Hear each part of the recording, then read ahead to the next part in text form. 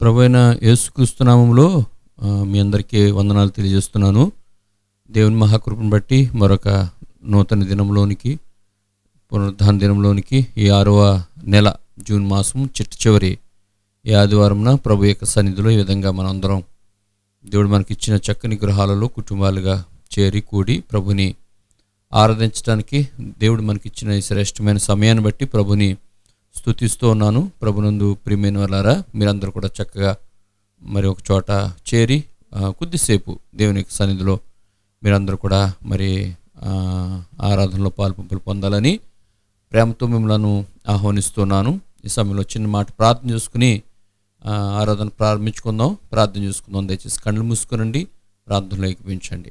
మహోన్నతుడా, మహాగణుడా, పరిశుద్ధుడా, మీ పరిశుద్ధ పాదాలకు నామానికి స్తోత్రాలు, వందనాలు చెల్లించుకున్నాం తండ్రి. మరి గడిచిన వారమంతా నీ కృపగల బాహుల కింద మమ్మలను భద్రపరిచి మా బ్రతుకుల్లో మరొక శ్రేష్టమైన సమయాన్ని మీరు మాకు ఇచ్చి తండ్రి, ఈ యొక్క 6వ నెల ఈ జూన్ మాసము ఈ చివరి ఆదివారం ప్రభా, ఈ పునరుద్ధాన దినంలో కొద్ది నిమిషాలు ఈ విధంగా నాయన మా గృహాల్లోని కుటుంబాలుగా ఇదిగోనైనా ప్రభా మీరు ఇచ్చినటువంటి చక్కని సదుపాయాలను మరి నేను ఉపయోగించుకుని నాయన గొప్ప తండ్రి మేమందరము ఆరాధించుకోవడానికి మీరు ఇచ్చినటువంటి గొప్ప భాగ్యం కొరికే స్తోత్రాలు, వందనాలు చెల్లించుకున్నాం నాయన. వందనాలు నేను మరి ఈ యొక్క ఆన్లైన్ సర్వీస్ ఆరాధన అంతట్లో మీరు తోడు నడిపించండి.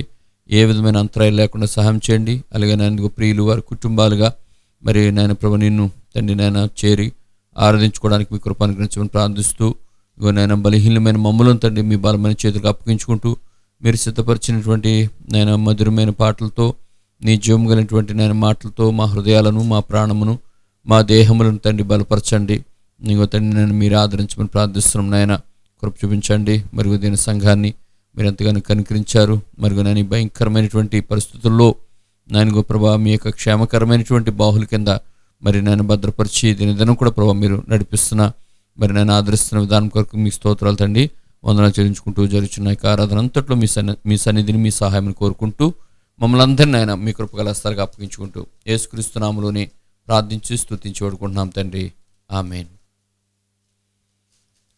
ప్రియమైన వారలారా, మరి ఒక 2 పాటలు పాడి ప్రభుని స్తుతించుకుందాం. దయచేసి వచ్చిన పాటలే పాడుతున్నాం కనుక మీరు కూడా మాతో కలిసి పాడాలని, గృహాల్లో కుటుంబంగా మరి దేవుణ్ణి మరి కీర్తించాలని కోరుతున్నాను. పాటల పుస్తకం నుంచి 37వ పాట, హల్లెలూయా స్తుతి మహిమ ఎల్లప్పుడూ దేవునికి ఇచ్చేదము అనే పాట పాడుకుందామండి. హల్లెలూయా స్తుతి మహిమ ఎల్లప్పుడూ దేవునికి ఇచ్చేదము, హల్లెలూయా స్తుతి మహిమ ఎల్లప్పుడూ దేవునికి ఇచ్చేదము. హల్లెలూయా హల్లెలూయా హల్లెలూయా హల్లెలూయా హల్లెలూయా హల్లెలూయా హల్లెలూయా స్తుతి మహిమ ఎల్లప్పుడు దేవునికి ఇచ్చెదము, హల్లెలూయా స్తుతి మహిమ ఎల్లప్పుడు దేవునికి ఇచ్చెదము.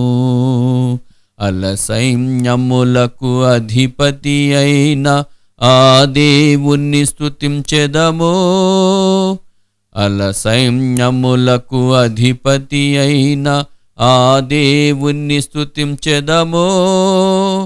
అలసాంద్రములను దాటించిన ఆ యెహోవాను స్తుతించెదము, అలసాంద్రములను దాటించిన ఆ యెహోవాను స్తుతించెదము. హల్లెలూయా స్తుతి మహిమ ఎల్లప్పుడు దేవునికి ఇచ్చెదము, హల్లెలూయా స్తుతి మహిమ ఎల్లప్పుడు దేవునికి ఇచ్చెదము. ఆకాశము నుండి మన్నాను పంపిన దేవుణ్ణి స్తుతించెదము, ఆకాశము నుండి మన్నాను పంపిన దేవుణ్ణి స్తుతించెదము. బండ నుండి మధుర జలమును పంపిన ఆ దేవుణ్ణి స్తుతించెదము, బండ నుండి మధుర జలమును పంపిన ఆ దేవుణ్ణి స్తుతించెదము. హల్లెలూయా స్తుతి మహిమ ఎల్లప్పుడు దేవునికి ఇచ్చెదము.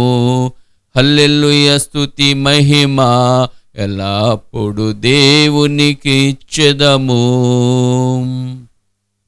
హల్లెలూయా. మంచిది, మరొక పాట పాడుకుందాం. మనందరికీ వచ్చిన పాటే పాడుకుందాం. పాటల పుస్తకం నుంచి 67వ పాట పాడుకుందాం అండి. 67వ పాట దయచేసి వచ్చిన వారు కలిసి పాడండి. 67వ పాట. పరమందున దూతలు పాడుచున్నారు, ఇహమందున భక్తులు ఆరాధించుచున్నారు అనే పాట పాడుకుందాం. పరమందున దూతలు పాడుచున్నారు, ఇహమందున భక్తులు ఆరాధించుచున్నారు. పరమందున దూతలు పాడుచున్నారు, ఇహమందున భక్తులు ఆరాధించుచున్నారు. స్తుతియు ఘనత ప్రభావములు మన యేసుకే చెల్లును. స్తుతియు ఘనత ప్రభావములు మన యేసునకే చెల్లును. హల్లెలూయా ఆమేన్, హల్లెలూయా ఆమేన్, హల్లెలూయా ఆమేన్, హల్లెలూయా ఆమేన్, హల్లెలూయా ఆమేన్, హల్లెలూయా ఆమేన్. పరమందున దూతలు పాడుచున్నారు, ఇహమందున భక్తులు ఆరాధించుచున్నారు. పరమందున దూతలు పాడుచున్నారు, ఇహమందున భక్తులు ఆరాధించుచున్నారు. సుందరులలో అతి సుందరుడు, 10,000లలో అతి ప్రియుడు. సుందరులలో అతి సుందరుడు, 10,000లలో అతి ప్రియుడు. కాంక్షణీయుడు కారుణ్యమూర్తి, కరుణతో మమ్ము బ్రోచెను. కాంక్షణీయుడు కారుణ్యమూర్తి, కరుణతో మమ్ము బ్రోచెను. ఇహమందున దూతలు పాడుచున్నారు, ఇహమందున భక్తులు ఆరాధించుచున్నారు. పరమందున దూతలు పాడుచున్నారు, ఇహమందున భక్తులు ఆరాధించుచున్నారు. శ్రేష్ఠులలో అతి శ్రేష్ఠుండు, మన ప్రభునకు సమమెవరు. శ్రేష్ఠులలో అతి శ్రేష్ఠుండు, మన ప్రభునకు సమమెవరు. చిందించే రక్తము బలినిచ్చే ప్రాణము, పరమున నిన్ను చేర్చును. చిందించే రక్తము బలినిచ్చే ప్రాణము, పరమున నిన్ను చేర్చును. ఇహమందున భక్తులు ఆరాధించుచున్నారు, పరమందున భక్తులు ఆరాధించుచున్నారు. పరమందున దూతలు పాడుచున్నారు, ఇహమందున భక్తులు ఆరాధించుచున్నారు. పరిశుద్ధుడు అతి పరిశుద్ధుడు, నేత్రములే అగ్ని జ్వాలలు. పరిశుద్ధుడు అతి పరిశుద్ధుడు, నేత్రములే అగ్ని జ్వాలలు. జయించే సాతాను లోకమున్ గెలిచెను, జయశాలిగా నన్ను చేసెన్. జయించే సాతాను లోకమున్ గెలిచెను, జయశాలిగా నన్ను చేసెను. పరమందున దూతలు పాడుచున్నారు, ఇహమందున భక్తులు ఆరాధించుచున్నారు. పరమందున దూతలు పాడుచున్నారు, ఇహమందున భక్తులు ఆరాధించుచున్నారు. స్తుతియు ఘనత ప్రభావములు మన యేసునకే చెల్లును. స్తుతియు ఘనత ప్రభావములు మన యేసునకే చెల్లును. హల్లెలూయా ఆమేన్, హల్లెలూయా ఆమేన్, హల్లెలూయా ఆమేన్, హల్లెలూయా ఆమేన్, హల్లెలూయా ఆమేన్, హల్లెలూయా ఆమేన్. పరమందున దూతలు పాడుచున్నారు, ఇహమందున భక్తులు ఆరాధించుచున్నారు. పరమందున దూతలు పాడుచున్నారు, ఇహమందున భక్తులు ఆరాధించుచున్నారు. దేవునికి స్తోత్రం. హల్లెలూయా. ప్రభునందు ప్రేమైన వాళ్ళారా, ఈ సమయంలో కీర్తన భాగం చదువుకుని కొద్ది నిమిషాలు ఆ కీర్తన భాగం ధ్యానం చేసుకుని ఆ తర్వాత ప్రభుని మనం స్తుతించుకుందాం, ప్రభుని ఆరాధించుకుందాం. మరి దయచేసి 75వ కీర్తన, కీర్తనలు 75వ కీర్తన చదువుకుందాం. దేవా, మేము నీకు కృతజ్ఞతాస్తుతులు చెల్లించుచున్నాము. నీవు సమీపముగానున్నావని కృతజ్ఞతాస్తుతులు చెల్లించుచున్నాము. నరులు నీ ఆశ్చర్యకార్యములను వివరించుదురు. నేను యుక్తకాలమును కనిపెట్టుచున్నాను. నేనే న్యాయమును బట్టి తీర్పు తీర్చుచున్నాను. భూమియు దాని నివాసులందరూ లయమగునప్పుడు నేనే దాని స్తంభములను నిలుపుదును. అహంకారులై ఉండుకుడని అహంకారులకు నేను ఆజ్ఞించుచున్నాను. కొమ్ము ఎత్తకుడి, ఎత్తుగా కొమ్ము ఎత్తకుడి, పగురపట్టిన మాట్లాడుకుడి అని భక్తిహీనులకు నేను ఆజ్ఞించుచున్నాను. తూర్పు నుండి అయినను పడమటి నుండి అయినను అరణ్యము నుండి అయినను హెచ్చు కలగదు. దేవుడే తీర్పు తీర్చువాడు. ఆయన ఒకని తగ్గించును, ఒకని హెచ్చించును. యెహోవా చేతిలో ఒక పాత్ర ఉన్నది, అందులోని ద్రాక్షారసం పొంగుచున్నది. అదే సాంబారముతో నిండి ఉన్నది. ఆయన దానిలోనిది పోయిచున్నాడు. భూమి మీద ఉన్న భక్తిహీనులందరూ మడ్డితో కూడా దానిని పీల్చి మృంగవేయవలెను. నేనైతే నిత్యము ఆయన స్తుతిని ప్రచురము చేయుదును. యాకోబు దేవుని నేను నిత్యము కీర్తించెదను. భక్తిహీనుల కొమ్ములన్నిటిని నేను విరగొట్టెదను. నీతిమంతుల కొమ్ములు హెచ్చించబడును. దేవుడు తన వాక్యమును మన కొరకు దీవించునుగాక. ప్రభునందు ప్రియమైన వాళ్ళారా, దేవుడు మహాకృపను బట్టి మరి భయంకరమైనటువంటి దినాల్లో దేవుడు తన కాపుదలను, ఆయన కను దృష్టిని దేవుడు మనకు అనుగ్రహించి మరి మరలా తిరిగి రీతిగా మనందరము దేవుని యొక్క సన్నిధిని, ప్రభుని స్తుతించడానికి, మరి ఆనందించడానికి దేవుడు మనకిచ్చిన గొప్ప సమయాన్ని బట్టి ప్రభుని స్తుతిస్తున్నాను. కాబట్టి ఇక్కడ కీర్తనకారుడు ఆసాపు ద్వారా దేవుడు వ్రాయించినటువంటి మాటలు, చక్కని మాటలు జ్ఞాపకం చేసుకుందాం. ఆసాపు ఇతను ఒక మంచి గాయకుడిగా దావీదు కాలంలో దావీదు చేత మరి ఆనాడు మరి దేవుని యొక్క సన్నిధిని, మరి మందిరంలో దేవునికి మరి చక్కని ఆరాధన మరి జరిగించడానికి, మరి అనేకుల చేత ఆరాధన మరి చేయించడానికే మరి ఏర్పాటు చేయబడినటువంటి ఒక మంచి దైవజనుడు ఆసాపు. మరి ఆయన అలాగే ఆయన కుమారులు మరి ఆయన ద్వారా కొన్ని కీర్తనలు, చక్కని కీర్తనలు మరి వ్రాయబడ్డాయి. మరి వారికి అనగా ఆసాపుకు మరి ఉన్నటువంటి ఆసక్తి అనగా దేవుని యొక్క సన్నిధిలో మరి దేవుణ్ణి ఆరాధించడం కోసం, దేవుణ్ణి మరి ఎంత చక్కగా మరి ప్రతిగానంతో దేవునికి స్తుతియాగం చేయుచున్నాడు. మరి ఇక్కడ మనం కొన్ని మాటలు జ్ఞాపకం చేసుకుందాం. చూడండి, ఇక్కడ అంటున్నాడు, దేవా, మేము నీకు కృతజ్ఞతాస్తుతులు చెల్లించుచున్నాము.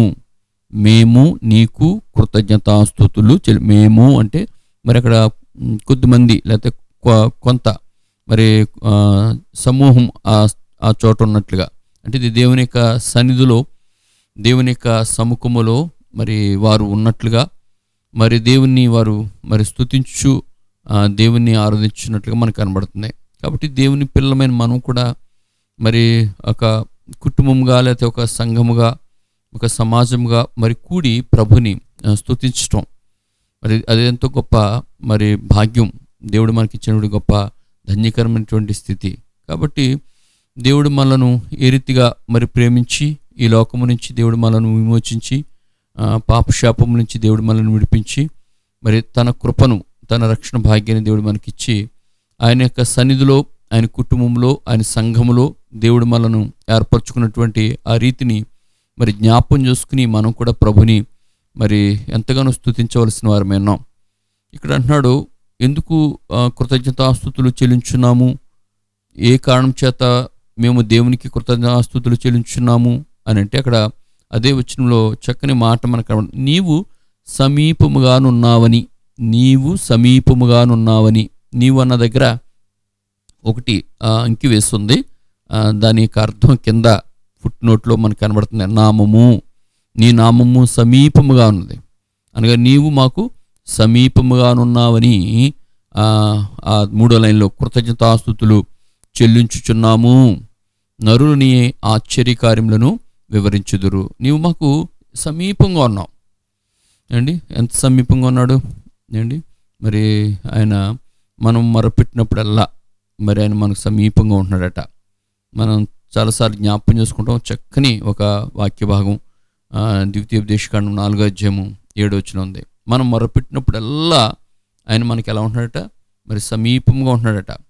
మరి ఆయన మనకు సమీపంగా ఉన్నట్లుగా ఈ భూమి మీద ఏ జనానికి, లేకపోతే ఏ గొప్ప జనానికి ఏ దేవుడు సమీపంగా ఉన్నాడు అనేటువంటి ఒక ప్రశ్న అక్కడ వేస్తూ ఉన్నాడు. ఏ దేవుడు సమీపంగా ఉన్నాడు? భూమి మీద చాలామంది ఉన్నారు కదా, జనాలు, గొప్ప జనాలు అనబడిన వారు ఉన్నారు. మరి మనం మొరపెట్టినప్పుడల్లా మరి దేవుడని యెహోవా, తండ్రి అయిన దేవుడు మనకు సమీపంగా ఉన్నట్లుగా మరి ఏ జనానికి ఏ దేవుడు సమీపంగా ఉన్నాడు? అవును, మనకి సమీపంగా ఉన్నాడు ఆయన. ఎంత సమీపంగా ఉన్నాడు? మొరపెట్టు వారికి, తనకు నిజంగా మొరపెట్టు వారికైనా సమీపంగా ఉన్నాడని మనం చదువుతున్నాం కీర్తన భాగంలో 145 కీర్తనలో. కాబట్టి ప్రభునందు ప్రియమైన ఆయన మనకు సమీపంగా ఉన్నాడు, అనగా మనకు దగ్గరగా ఉన్నాడు, మనలో ఉన్నాడు అండి. యోహాను సువార్తలో ఉంటుంది, ఆయన మనలో ఉన్నాడు, మనతో ఉన్నాడు, మనలో ఉన్నాడు, మనతో ఉన్నాడు. మనలో అంటే ఎవరిలో ఉన్నాడు?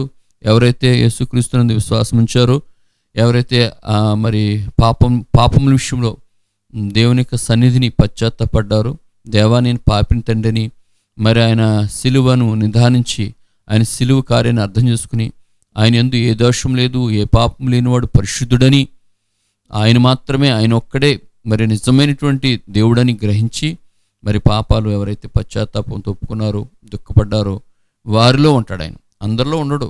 ఎవరైతే పాపమును మరి దేవుని దగ్గర ఒప్పుకున్నారో వారిలో ఉంటాడు, వారితో ఉంటాడట.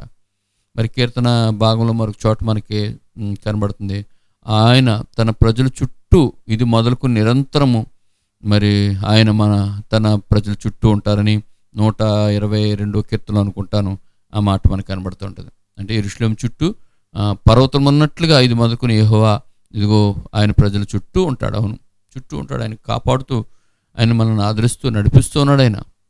కాబట్టి మరి ఆయనకి మనం కృతజ్ఞతాస్తుతులు చెల్లించవలసిన వారు విన్నాం. మరి గడిచినటువంటి దినాలు భయంకరమైన దినాలు, మరి దేవుడు మనల్ని ఎంత ఆదరించారు, ఎంత ఆయన మనలను కనికరించి కాపాడారు, ఆయన మనల్ని ఏ రీతిగా పోషించారు. ఈ యొక్క సంగతులు మనం జ్ఞాపం చేసుకుని మరి ప్రభుని మనం కూడా స్తుతించాలి. లోకంలో ఉన్న వారి యొక్క పరిస్థితులు, లోకస్తుల యొక్క స్థితిగతులు ఏంటో కింద మనకు కనబడుతున్నాయి. వారు కొంతమంది ఎలా ఉంటారట చూడండి, అక్కడ కొన్ని కఠినమైనటువంటి మాటలు అక్కడ కనబడుతున్నాయి. పొగరపట్టిన విధానం, అతిశయం, గర్వం, అహంకారం, చూసారండి, లెక్కలేనితనం ఉంట. అంటే దేవుడు అంటే భయం లేదు, మనుషులంటే లెక్కలేదు అన్నట్లుగా.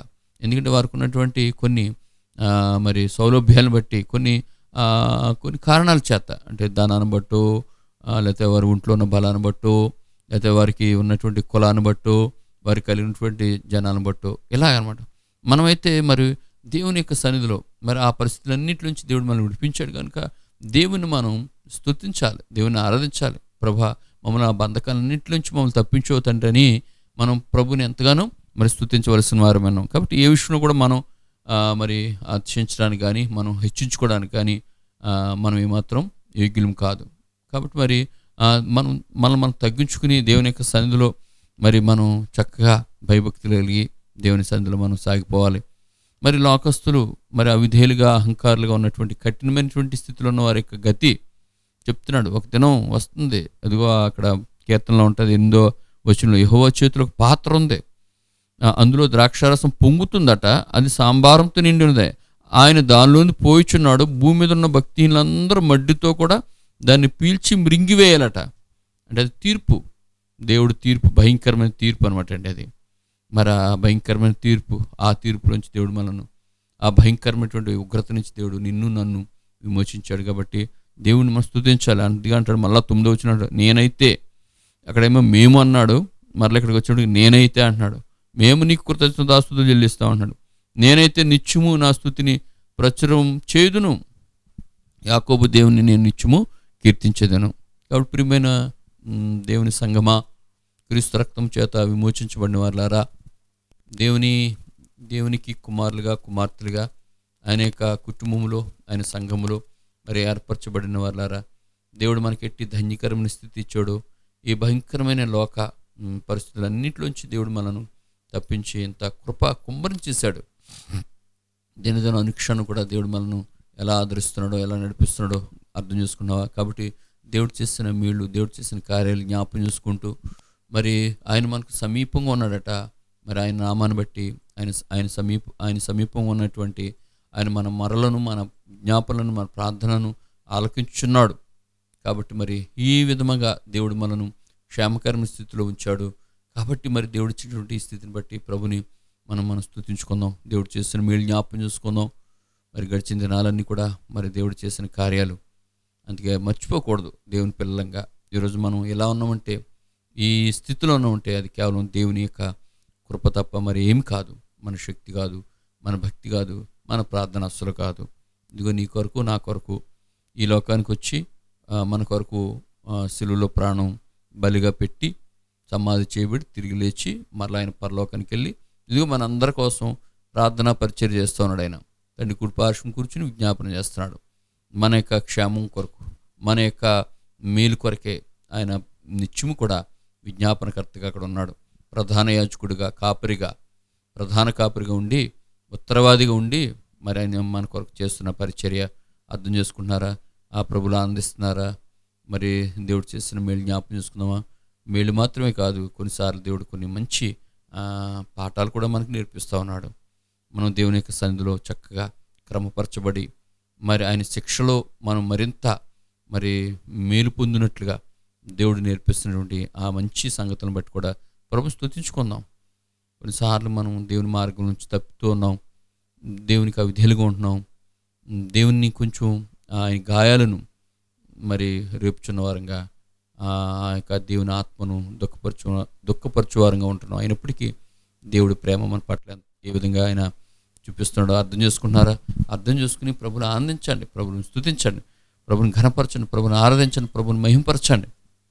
ఈ ఆదివారం, ఈ పునరుద్ధాన దినమున దేవుని యొక్క సన్నిధిలో మనం మనసారా హృదయపూర్వకంగా ప్రభుని మనం స్తుతించాలి, ప్రభుని ఘనపరచాలి, ప్రభుని ఆరాధించాలి.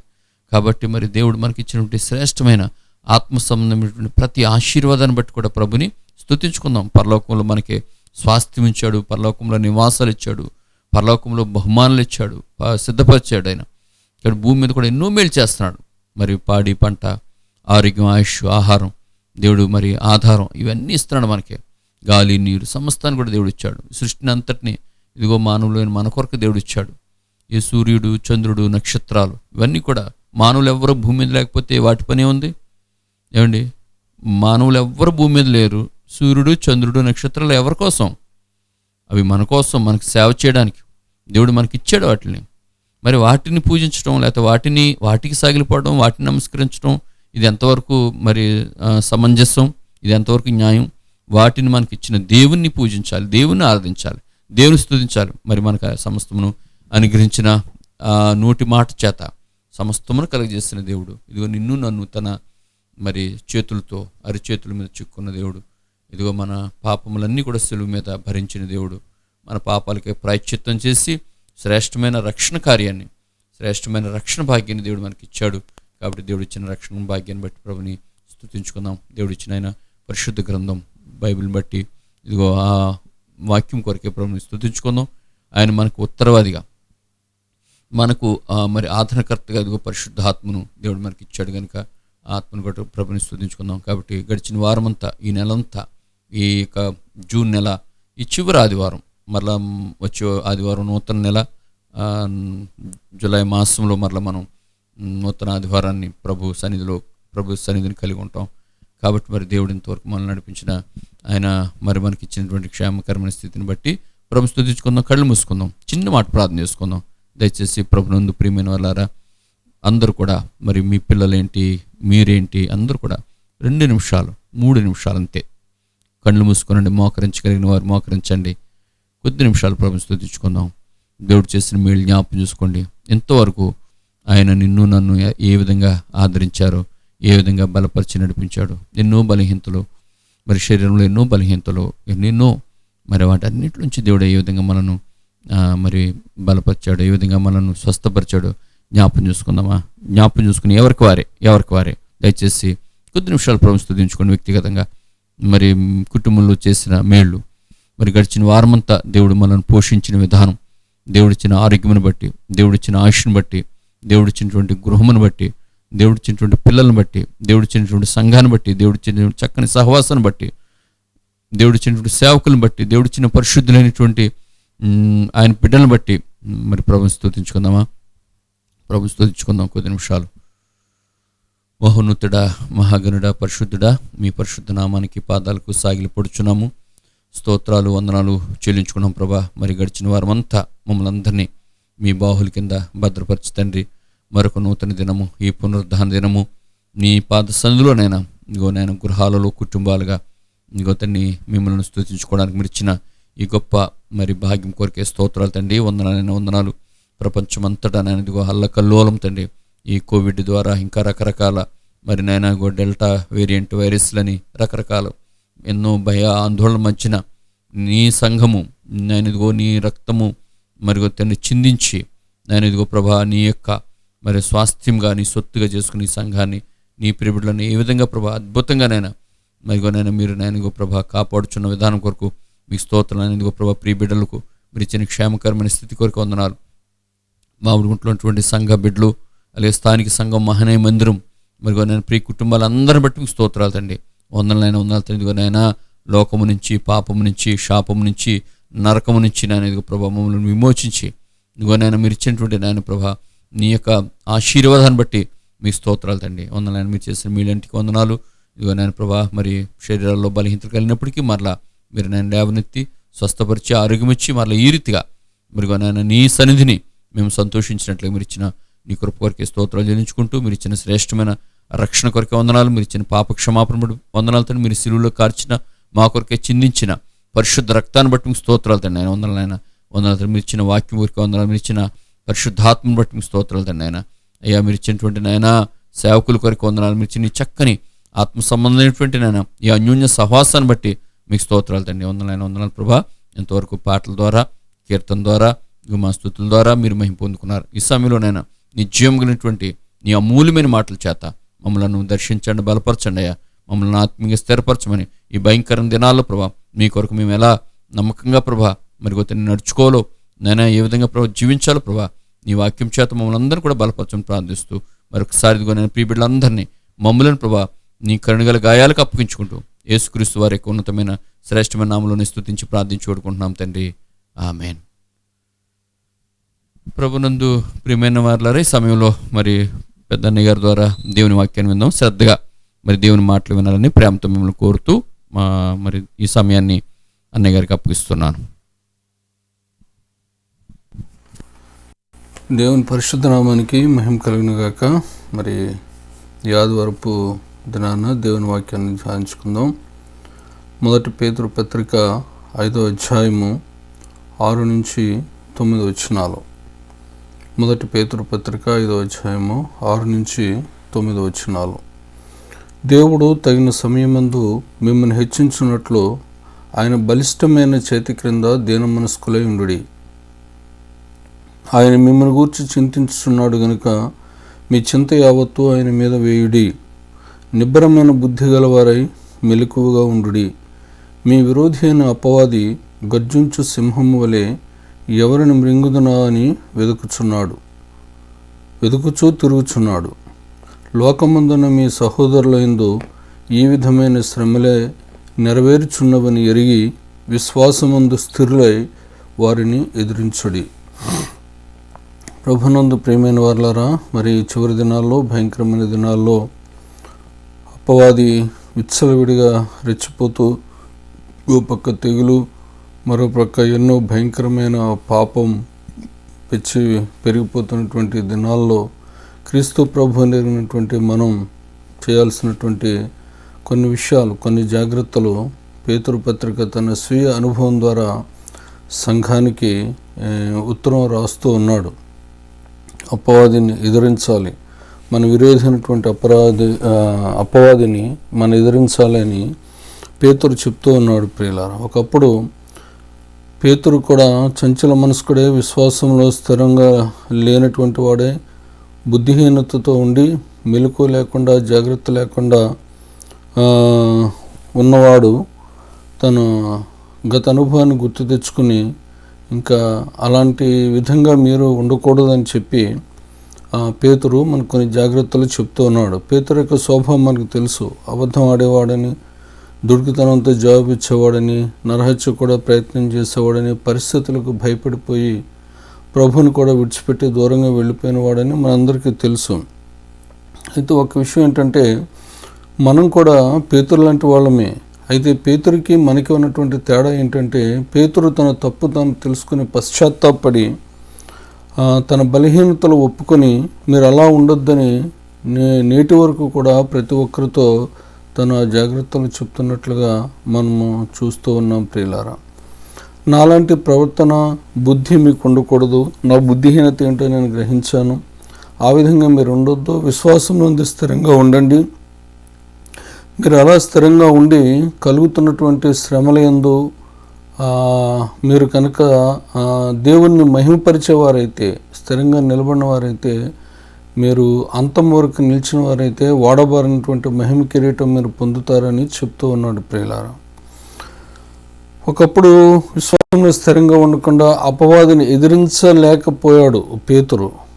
అయితే అపవాది తన మీద ఎంతగా దాడి చేశాడో, ఆ అపవాదికి ఎలా చిక్కిపోయాడో, ఆఖరికి అపవాది ఎంత దారుణమైన దాడి చేశాడంటే, ఆఖరికి నేను ప్రభువుని ఎరుగను అన్నట్టుగా, ఎంతో ప్రేమించినటువంటి ప్రభువుని కూడా నేను ఎరుగను అని బొంకేటట్టుగా చేసి అపవాది ట్రాప్లో పడిపోయాడు పేతురు.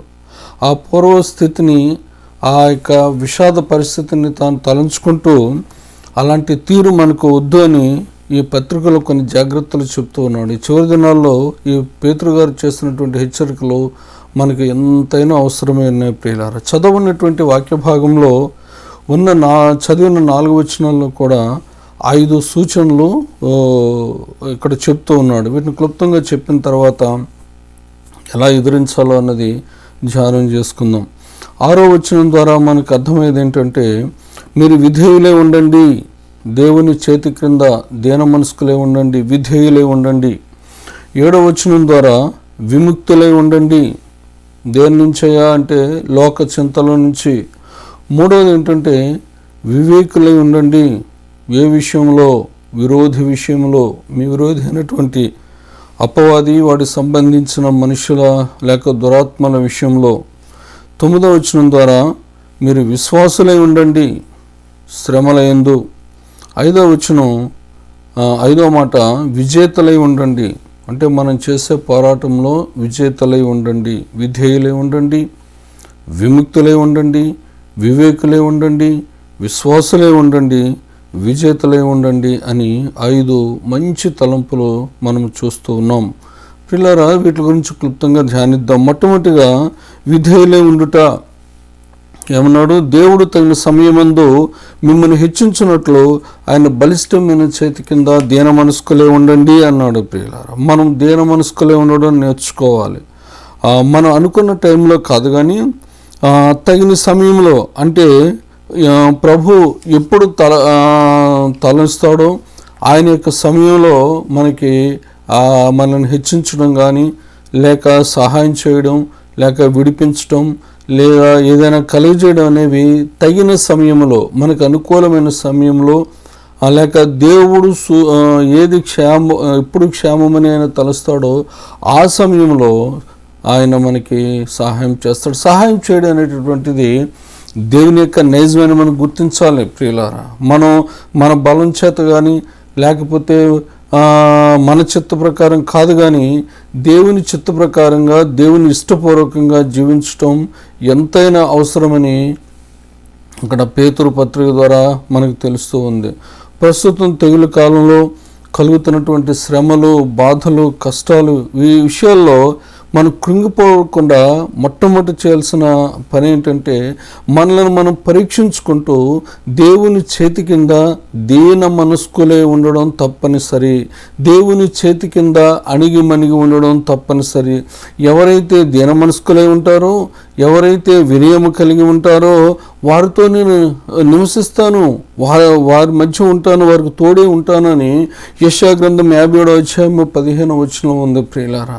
ఒకవేళ ప్రస్తుత పరిస్థితులను బట్టి, ఈ తెగులను బట్టి, లేక ఆర్థిక ఇబ్బందులను బట్టి ఒకవేళ నలిగిపోయి ఉన్నా, ఒకవేళ కృంగిపోయి ఉన్నా, దిగులుతో ఉన్నా, భయపడుతూ ఉన్నా, అయోమయ స్థితిలో ఉండి ఏం చేయాలో దిక్కుతోచిన పరిస్థితిలో బెదురుతూ ఉన్నట్లయితే మనకు ఒక మంచి మాట, దేవుని చేతి కింద కనుక అణిగిమణిగి ఉంటే, ఎలాంటి పరిస్థితులైనా సరే దేవుని చేతి కింద దీన మనస్కులై ఉండి వినయం కలిగి ఉంటే ఆ ప్రభు మనతో ఉంటాడని వాగ్దానం చేస్తూ ఉన్నాడు. ఆయన పేరే మనతో ఉన్నవాడు అని, ఇమ్మానుయేలు దేవుడుగా మనతో ఉంటా అన్నాడు. కాబట్టి మొట్టమొదటి మాట ఏంటంటే ఇలాంటి పరిస్థితుల్లో మనము దేవుని చేతి క్రింద దీన మనస్కులై ఉండడం నేర్చుకోవాలి.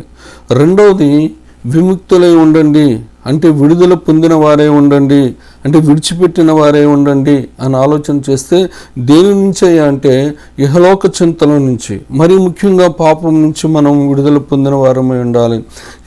ఇహలోకంలో ఉన్నటువంటి చింతల ప్రియులారా, మనం చితికి చేరే వరకు కూడా అవి మనతో పాటే ఉంటాయి, మన చుట్టూనే అవి చిలకల్లా తిరుగుతూ ఉంటాయి. మరి ఈ కాలంలో తెగులు వచ్చింది, ఎలా బ్రతకాలి, చేతిలో పని లేదు, అయిన వాళ్ళు దూరంగా ఉన్నారు, చాలా భయంకరమైన పరిస్థితిలో ఉన్నాం, ఈ మాయదారి కరోనా మన సర్వనాశనం చేస్తుంది, ఒకవేళ ఈ తెగులే కనుక నాకు వస్తే, నా ఇంటికి వస్తే ఇవన్నీ ఎలా బ్రతకాలి, నా భవిష్యత్తు ఏంటని ఒకవేళ ఈ చింతలన్నీ ఉంటే ప్రభు ఏమంటున్నాడంటే మీరు చింతల నుంచి విముక్తి పొందండి, ఈ చింతలన్నీ విడిచిపెట్టేయండి, ఈ చింతలన్నీ వదిలేయండి అని చెప్తూ ఉన్నాడు. కారణం ఏంటంటే ఆయన చేతి కింద దీన మనస్కులై ఉన్నటువంటి మనల్ని ఆయన విడిచిపెట్టే దేవుడు కాదు. ఆయన మన పట్ల నిర్లక్ష్యంగా ఉండే దేవుడు కాదు, ఆయన అలక్ష్యంగా ఉండే దేవుడు కాదు. ఆయన మిమ్మల్ని గురించి చింతించుచున్నాడు అని ఉంది. అక్కడ ఫుట్ నోట్ వేసి కింద ఏమనుందంటే ఆయన మిమ్మల్ని లక్ష్యము చేయుచున్నాడు, అంటే he's taking care of you, మీ గురించి జాగ్రత్త తీసుకుంటూ ఉన్నాడు, మన పట్ల శ్రద్ధ ఆలోచన కలిగి ఉంటున్నాడు. ఆయన మాట తప్పని దేవుడు, మారని వాడని గ్రహించి ప్రభు మనల్ని పట్టించుకుంటున్నాడు, మన గురించి ఆలోచన చేస్తున్నాడు, మన ఎడల చింత కలిగి ఉన్నాడని మనం గ్రహించి మనకు చింతలన్నీ కూడా ఒకవేళ ఇటువంటి వస్తువు ఉంటే అవి వ్యక్తం చేయకుండా ప్రభు మీద వేసేయాలని ప్రభు చెప్తూ ఉన్నాడు. అందుకే ఫిలిప్పీలకు రాసిన పత్రిక 4వ అధ్యాయం 6వ వచనంలో ఉంది, దేనిని గూర్చి చింతపడకుడు కానీ, దేనిని గూర్చి, అది ఏదైనా, తిండి గూర్చి కానీ, ప్రాణం గూర్చి కానీ, ఆరోగ్యం గూర్చి కానీ, తెగులు గూర్చి కానీ, వ్యాధి గూర్చి కానీ, ఆర్థికపరమైన ఇబ్బందుల గూర్చి కానీ, పిల్లల గూర్చి కానీ, ఏ సమస్య అయినప్పటికీ కూడా, ఏ చింత అయినప్పుడు కూడా దేని గురించి మీరు చింతపడొద్దు కానీ ప్రతి విషయంలోనూ ప్రార్థన విజ్ఞాపనముల చేత కృతజ్ఞతాపూర్వకముగా మీ విన్నపములు దేవునికి తెలియచేయడి అని ఉంది ప్రియులారా. దేవునికే తెలియచేయడి, మనుషులకు కాదు. దేనిని గూర్చైనా సరే, అది ఏ విషయమైనా సరే, ప్రతి విషయంలో కూడా ప్రేయర్లో ప్రభువుకి మన రిక్వెస్ట్ను అందించాలి ప్రియులారా. థ్యాంక్ఫుల్నెస్తో, అంటే కృతజ్ఞతతో, దీన మనస్సు ప్లస్ కృతజ్ఞతతో నిండిన మనస్సుతో ఆయనకి తెలియచేయాలి ప్రియులారా. ఈ బరువులు, ఈ చింతలు తెచ్చుకొని మనం బరువులు పెంచుకోవడం కాదు. ఆ భారం ఏం చేస్తుందంటే పెరిగి పెరిగి ఆ చింతలతో భారం పెరిగి పెరిగి అది మనల్ని చిదిమేస్తుంది. చింత ప్రియులారా చివరికి చంపేస్తుంది కూడా. అందుచేత ఏమంటున్నాడంటే ఆ భారాన్ని నా మీద వేయండి, మీ గురించి నేను ఆలోచన చేస్తున్నాను, మీకు ఏది అవసరమో నాకు తెలుసు, మిమ్మల్ని ఎలా బ్రతికించుకోవాలో నాకు తెలుసు, మిమ్మల్ని ఎలా కాపాడుకోవాలో నాకు తెలుసు, మిమ్మల్ని ఎలా పోషించుకోవాలో నాకు తెలుసు. కాబట్టి మీ చింతలన్నీ నా మీద వేయండి, చింతల నుంచి విముక్తి పొందండి, దీన మనస్కులై ఉండండి. రెండవది ఏంటంటే మీకు కలిగిన చింతల నుంచి విముక్తులై ఉండండి, వినయం గలవారై ఉండండి, విముక్తులై ఉండండి. మూడవది ఏంటంటే వివేకులై ఉండండి. ప్రభు చేతి కింద దీన మనస్కులమై ఉన్నటువంటి మనం, లోక చింతల నుండి విముక్తులమైనటువంటి మనం చేయాల్సిన మూడో పని ఏంటంటే వివేకం కలిగి జీవించాలి. వివేకం కలిగిన వారు ఎల్లప్పుడూ ప్రతి సహాయం కొరకు, ప్రతి విషయం కొరకు ప్రభువుని వెతుకుతూ ఉంటారు, ప్రభు మీద ఆధారపడతారు, ప్రభువుని అన్ని విషయాల్లో వెతుకుతూ ఉంటారు. కీర్తనకారుడు చెప్తాడు 14వ అధ్యాయం 2వ వచనంలో, వివేకం కలిగి దేవుని వెతుకువారు కలరేమో అని ఆకాశం నుండి ఆయన పరిశీలన చేస్తూ ఉన్నాడు. ప్రియులారా, వివేకం కలిగిన వారు దేవుని వెతుకుతారు, ఆపద కలిగినప్పుడు దేవుని వెతుకుతారు, సంతోషం కలిగినప్పుడు దేవుని వెతుకుతారు, తెగులు కలిగినప్పుడు దేవుని వెతుకుతారు, అపవాది ఎదురైనప్పుడు దేవుని వెతుకుతారు. ప్రియులారా, ఇంకొక మాట సామెతల గ్రంథం 15వ అధ్యాయం 21వ వచనంలో, వివేకము గలవాడు చక్కగా ప్రవర్తించును. నిజమే, తన ప్రవర్తన కనిపెట్టుకునేవాడు జ్ఞాని యొక్క లక్షణమని మరొక చోట ఉన్నది. ప్రియులారా, మన ప్రవర్తన కనిపెట్టుకుంటూ జ్ఞానంతో నడుచుకోవాలట. పేతురు తన మొదటి పత్రికలో ఈ ప్రవర్తన గురించి ఎక్కువ మాట్లాడాడు. మీ వ్యర్థ ప్రవర్తన విడిచిపెట్టండి, పరిశుద్ధ ప్రవర్తన కలిగి ఉండండి, అన్ని జనుల మధ్య మంచి ప్రవర్తన కలిగి ఉండండి, మూర్ఖుల ఎదుట యుక్త ప్రవర్తన కలిగి ఉండండి, అందరి ఎదుట పవిత్రమైన ప్రవర్తన కలిగి ఉండండి, కీడు చేసేవారి ఎదుట కూడా మీ సత్ప్రవర్తనను మీరు కనపరచండి అని ఆ మొదటి పేతురు పత్రిక అంతా ధ్యానం చేస్తే ప్రవర్తన ప్రవర్తన ప్రవర్తన అని ఉంటుంది. పిల్లలు వివేకం కలిగి బ్రతకండి అంటాడు. యోబు 28:28 ప్రకారం వివేకం అంటే అక్కడ మంచి డెఫినేషన్ ఉంది. దుష్టత్వం విడిచిటే వివేకం అనేది. ప్రియులారా, మనం దుష్టత్వాన్ని విడిచిపెట్టాలి, చెడుతనాన్ని విడిచిపెట్టాలి. ఎందుకంటే దుష్టత్వం హృదయంలో అయితే దుష్టత్వం అన్నా ఉంటుంది, లేకపోతే విశ్వాసం అన్నా ఉంటుంది. ప్రియులారా, విశ్వాసం ఉంటే దేవునికి దగ్గర చేస్తుంది, దుష్టత్వం ఉంటే ప్రియులారా జీవం గల దేవుణ్ణి విడిచిపెట్టేటటువంటి హృదయంగా మార్చేస్తుంది. ప్రియులారా, అటువంటి హృదయం రాకుండా ఉండడమే చేసుకోవడమే ఒక వివేక యొక్క లక్షణం. ప్రియులారా, వివేక యొక్క లక్షణం. అందుకే జీవం గల దేవుని విడిచిపోయినట్టు దుష్ట హృదయం ఒకవేళ మీలో ఉండేనేమో అని జాగ్రత్తగా ఉండండి అని హెబ్రీయులకు రాసిన పత్రిక 3వ అధ్యాయం 12వ వచనం ఉంటుంది. ప్రియులారా, అంటే వివేకము కలిగి ఉండడం అంటే మెలకువ కలిగి ఉండడం. ప్రియులారా, జాగ్రత్త కలిగి ఉండడం. అందుకే అంటాడు, నిబ్బరమైన బుద్ధి కలిగి మెలకువగా ఉండండి. ఆధ్యాత్మిక మేల్కొలుపు ఎంతైనా అవసరము. మనం ఎన్నోసార్లు మాట్లాడుకున్నాం. ప్రియులారా, నిబ్బరము అంటే నిర్భరము, భారము లేకుండా స్వీయ ఆధారంతో నిలదొక్కుని ఉండడం. నిబ్బరమైన బుద్ధి అంటే సోబర్ మైండ్ అంటారు. ప్రియులారా, calm and collected, good sense, level headed in times of stress. అంటే లెవెల్ హెడ్ ఒకే విధంగా తల ఉండాలి. పరిస్థితులు అనుకూలించినప్పుడు పొంగిపోవడం, ప్రతికూలించినప్పుడు కుంగిపోవడం అని కాదు, కానీ ఒక మెలకువ కలిగి, ఒక నిలదొక్కున్న స్థితి కలిగి, ఒక కామన్ సెన్స్ కలిగి ఉండాలని దేవుని వాక్యం చెప్తూ ఉన్నది. ప్రియులారా, ప్రతి విశ్వాసికి కూడా, మరి ముఖ్యంగా ప్రభువుని వెంబడిస్తున్న ప్రతి వ్యక్తికి కూడా ఈ చివరి కాలంలో ఈ నిబ్బరమైన బుద్ధి అంటే వివేకం మనకి చాలా అవసరం. ప్రియులారా, ఈ కరోనా కాలంలో ఆ వార్తలు ఈ వార్తలు ఇవన్నీ విని విని విని ప్రాణాలు పోగొట్టుకున్న వాళ్ళని చూసి భయపడిపోయి భయంతో ప్రాణాలు పోగొట్టుకున్న వాళ్ళు ఎంతో మంది ఉన్నారు. కారణం ఏంటో తెలుసా? నిబ్బరం లేక. ప్రియులారా, ఆత్మదేవుడు వారిలో నివసించకపోవడం వల్ల, పిరికితనంతో, మెలకువ లేక ఇలా చాలామంది అపవాదికి దొరికిపోతున్నారు. అందుకే అంటున్నాడు, మీ విరోధి అయిన అపవాది అని వాడు ఉన్నాడు, ఎవరిని మింగేద్దామని ఎదురు చూస్తూ ఉన్నాడు, ప్రతి వారిని వెతుకుతూ ఉన్నాడు. వారు గర్జిస్తూ ఉన్నాడు. బలహీన లేని వారి కోసం, ఆత్మ నిబ్బరం లేని వారి కోసం, మెలకువగా లేని వారి కోసం, ఆత్మీయ మాంద్యము, ఆత్మీయ సోమర్థనం కలిగినటువంటి వారి కోసం వాడు వెతుకుతూ ఉన్నాడు. ప్రియులారా, మింగేద్దామని ఎదుగుతూ ఉన్నాడు చివరి దినాల్లో. కాబట్టి మనం వివేకం కలిగి ఉండాలి, మెలకువ కలిగి ఉండాలి, సోబర్ మైండ్తో ఉండాలి, చాలా కేర్ఫుల్నెస్తో ఉండాలి, కాషియస్గా ఉండాలి అని పేతురు చెప్తూ ఉన్నాడు. ప్రియులారా, 4వ తలంపు, మీరు విశ్వాసులే ఉండండి. దేవునికి మనకి మధ్య ఈ గ్యాప్ను తగ్గించేది ఏదైనా ఉంది అంటే అది విశ్వాసం. ప్రియులారా, దేవునికి ఎంతో ఇష్టమైనటువంటి ఆత్మఫలము ఏమిటంటే విశ్వాసము. మనం ఎల్లప్పుడూ విశ్వాసం కలిగి ఉండడమే కాదు, కానీ ఆ విశ్వాసంలో మనం అభివృద్ధి చెందుతూ ఉండాలి. దినదినము కూడా విశ్వాసంలో బలపడుతూ ఉండాలి.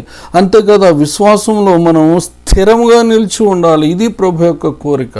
పరిస్థితులు వస్తాయి, భయంకరమైన పరిస్థితులు వస్తాయి, రోగాలు వస్తాయి, తెగులు వస్తాయి, చాలా కఠోరమైన చాలా కఠినమైన పరిస్థితులు వస్తాయి. అయినప్పటికీ కూడా ఎవరైతే తమకు కలిగిన విశ్వాసమునందు స్థిరముగా నిలిచి ఉంటారో, కదలకుండా, తొట్టిల్లకుండా, జారిపోకుండా, పారిపోకుండా, మారిపోకుండా ఎవరైతే తమకు కలిగిన ప్రభువునందు ఉంచిన విశ్వాసం ముందు స్థిరముగా ఉంటారో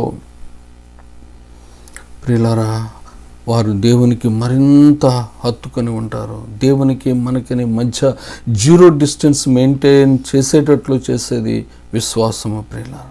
1 పేతురు పత్రిక 1వ అధ్యాయము 9వ వచనం ఉంటుంది, మీ విశ్వాసమునకు ఫలమును అనగా ఆత్మరక్షణ పొందుచు అని మాట్లాడుతూ మీరు ఆనందిస్తున్నారు అని ఉంది. ఆత్మరక్షణ పొందుచు, మీ విశ్వాసమునకు ఫలము అయినటువంటి ఆత్మరక్షణ పొందిన వారే వారు ఆనందిస్తున్నారు అని ఉంది ప్రియులారా. అనగా మనము ఆత్మ రక్షించబడినటువంటి వారమే, ఆ రక్షణలోనే సంతోషిస్తూ ఆనందంతో జీవించాలని ఉంది ప్రియులారా.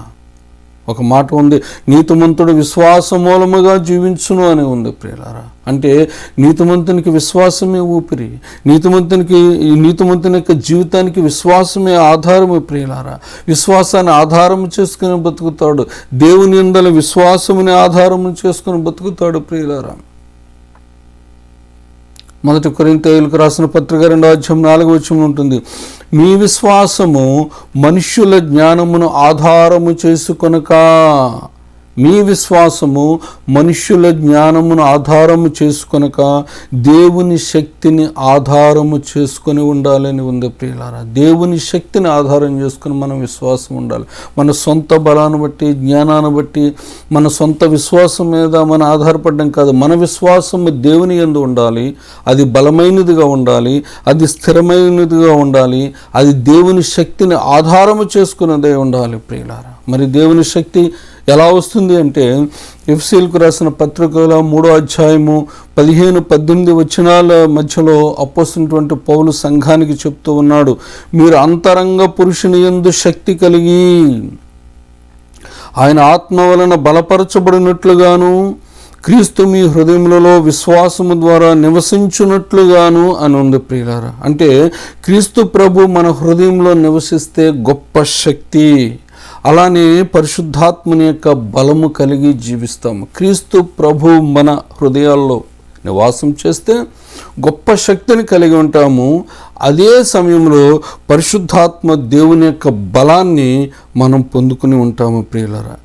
ఎప్పుడైతే ఈ క్రీస్తు యొక్క శక్తిని, పరిశుద్ధాత్మ దేవుని యొక్క బలాన్ని పొందుకుని లోకంలో ఉంటామో మన విశ్వాసం మనకు గొప్ప ధైర్యాన్ని ఇస్తుందటండి ప్రియులారా. ఈ మాట ఎఫెసీయులకు రాసిన పత్రిక 3వ అధ్యాయం 12వ వచనం ఉంది, ఆయన అందరి విశ్వాసము చేత ధైర్యమును ఆయనను బట్టే కలిగి ఉన్నాము. మన ధైర్యము ప్రభువును బట్టే, ప్రభునందు ఉంచిన విశ్వాసమును బట్టే. ఎప్పుడైతే ప్రభువును హృదయంలో విశ్వసించామో, క్రీస్తు ప్రభుని మన హృదయంలో ప్రతిష్ఠించుకున్నామో, అప్పుడు క్రీస్తు యొక్క శక్తి మనకు ఉంటుంది. అదేవిధంగా పరిశుద్ధాత్మ దేవుని యొక్క బలం మనకు దొరుకుతుంది. ఈ శక్తి బలము ఎప్పుడైతే మనం పొందుకున్నామో ప్రియులారా, ఇలాంటి పరిస్థితుల్లో మనము ధైర్యము కలిగి మనం జీవిస్తాము అని చెప్తూ, కనుక మాకు కలిగిన శ్రమలను బట్టి మీరు అధైర్యపడవద్దు అని అంటున్నాడు ప్రియులారా. కాబట్టి కలుగుతున్న శ్రమను బట్టి, మన ప్రియులకు, మన వారికి, మనకు కలుగుతున్న శ్రమను బట్టి మనం అధైర్యపడొద్దని ఉంది ప్రియులారా. కాబట్టి మన విశ్వాసము స్థిరంగా ఉండాలి, మనం స్థిరులమే జీవించాలి ప్రియులారా, కదలని వారంగా ఉండాలి ప్రియులారా. విశ్వాసములో అభివృద్ధి చెందుతూ బలపడుతూ ఉండాలి. పరిస్థితులను బట్టి చేతకాని వారిలో మనం ఉండకూడదు ప్రియులారా, నిలబడి ఉండాలి. పరిస్థితుల గుండా దూసుకుపోయినటువంటి విశ్వాసం, రాటుదేలినటువంటి విశ్వాసం ఉండాలి ప్రియులారా. 5వ మాట, విజేతలై ఉండండి. విజేతలై ఉండండి. విజేత అంటే విజయము పొందినటువంటి వాడు. ఒక పోరాటంలో ఒక ప్రత్యర్థి పైన, లేకపోతే ఒక యుద్ధంలో ఒక శత్రువు పైన గెలుపు పొందినట్లు విశ్వాసులైనటువంటి మనం విజేతలై జీవించాలి అని ఉంది ప్రియులారా. మనం విజేతలుగా ఉండాలి. ఎందుకు విజేతలుగా ఉండాలి అంటే, యోబు భక్తుడు చెప్తూ ఉంటాడు యోబు గ్రంథంలో, నరుల కాలం యుద్ధకాలము కాదా, అని యోబు గ్రంథం 7:1 ఉంది. నిజంగా మనిషి బ్రతుకు భూమి మీద నిత్యం యుద్ధకాలమేనండి. ఎన్నో పోరాటాలు, బ్రతుకంతా ఎన్నో పోరాటాలు. అప్పొస్తున్నటువంటి పౌలు కూడా అంటాడు, ఎన్నో పోరాటాలు నేను ఎదుర్కొన్నాను అంటాడు. 2 కొరింథీయులకు రాసిన పత్రిక 7:5 అంటాడు, ఎటు పోయినను మాకు శ్రమలు కలిగెను, వెలుపల పోరాటములు లోపల భయములు ఉండెను. ఇప్పుడు అంతే కదండి పరిస్థితి. ఎటు పోయినా పోరాటమే, బయటికి వెళ్తే పోరాటం, లోపల భయము.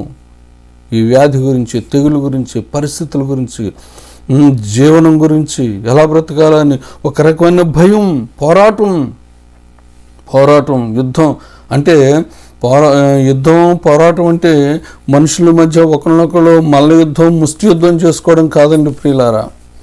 ఇది ఒక ఆత్మ సంబంధమైనటువంటి యుద్ధం, విశ్వాస సంబంధమైనటువంటి యుద్ధం.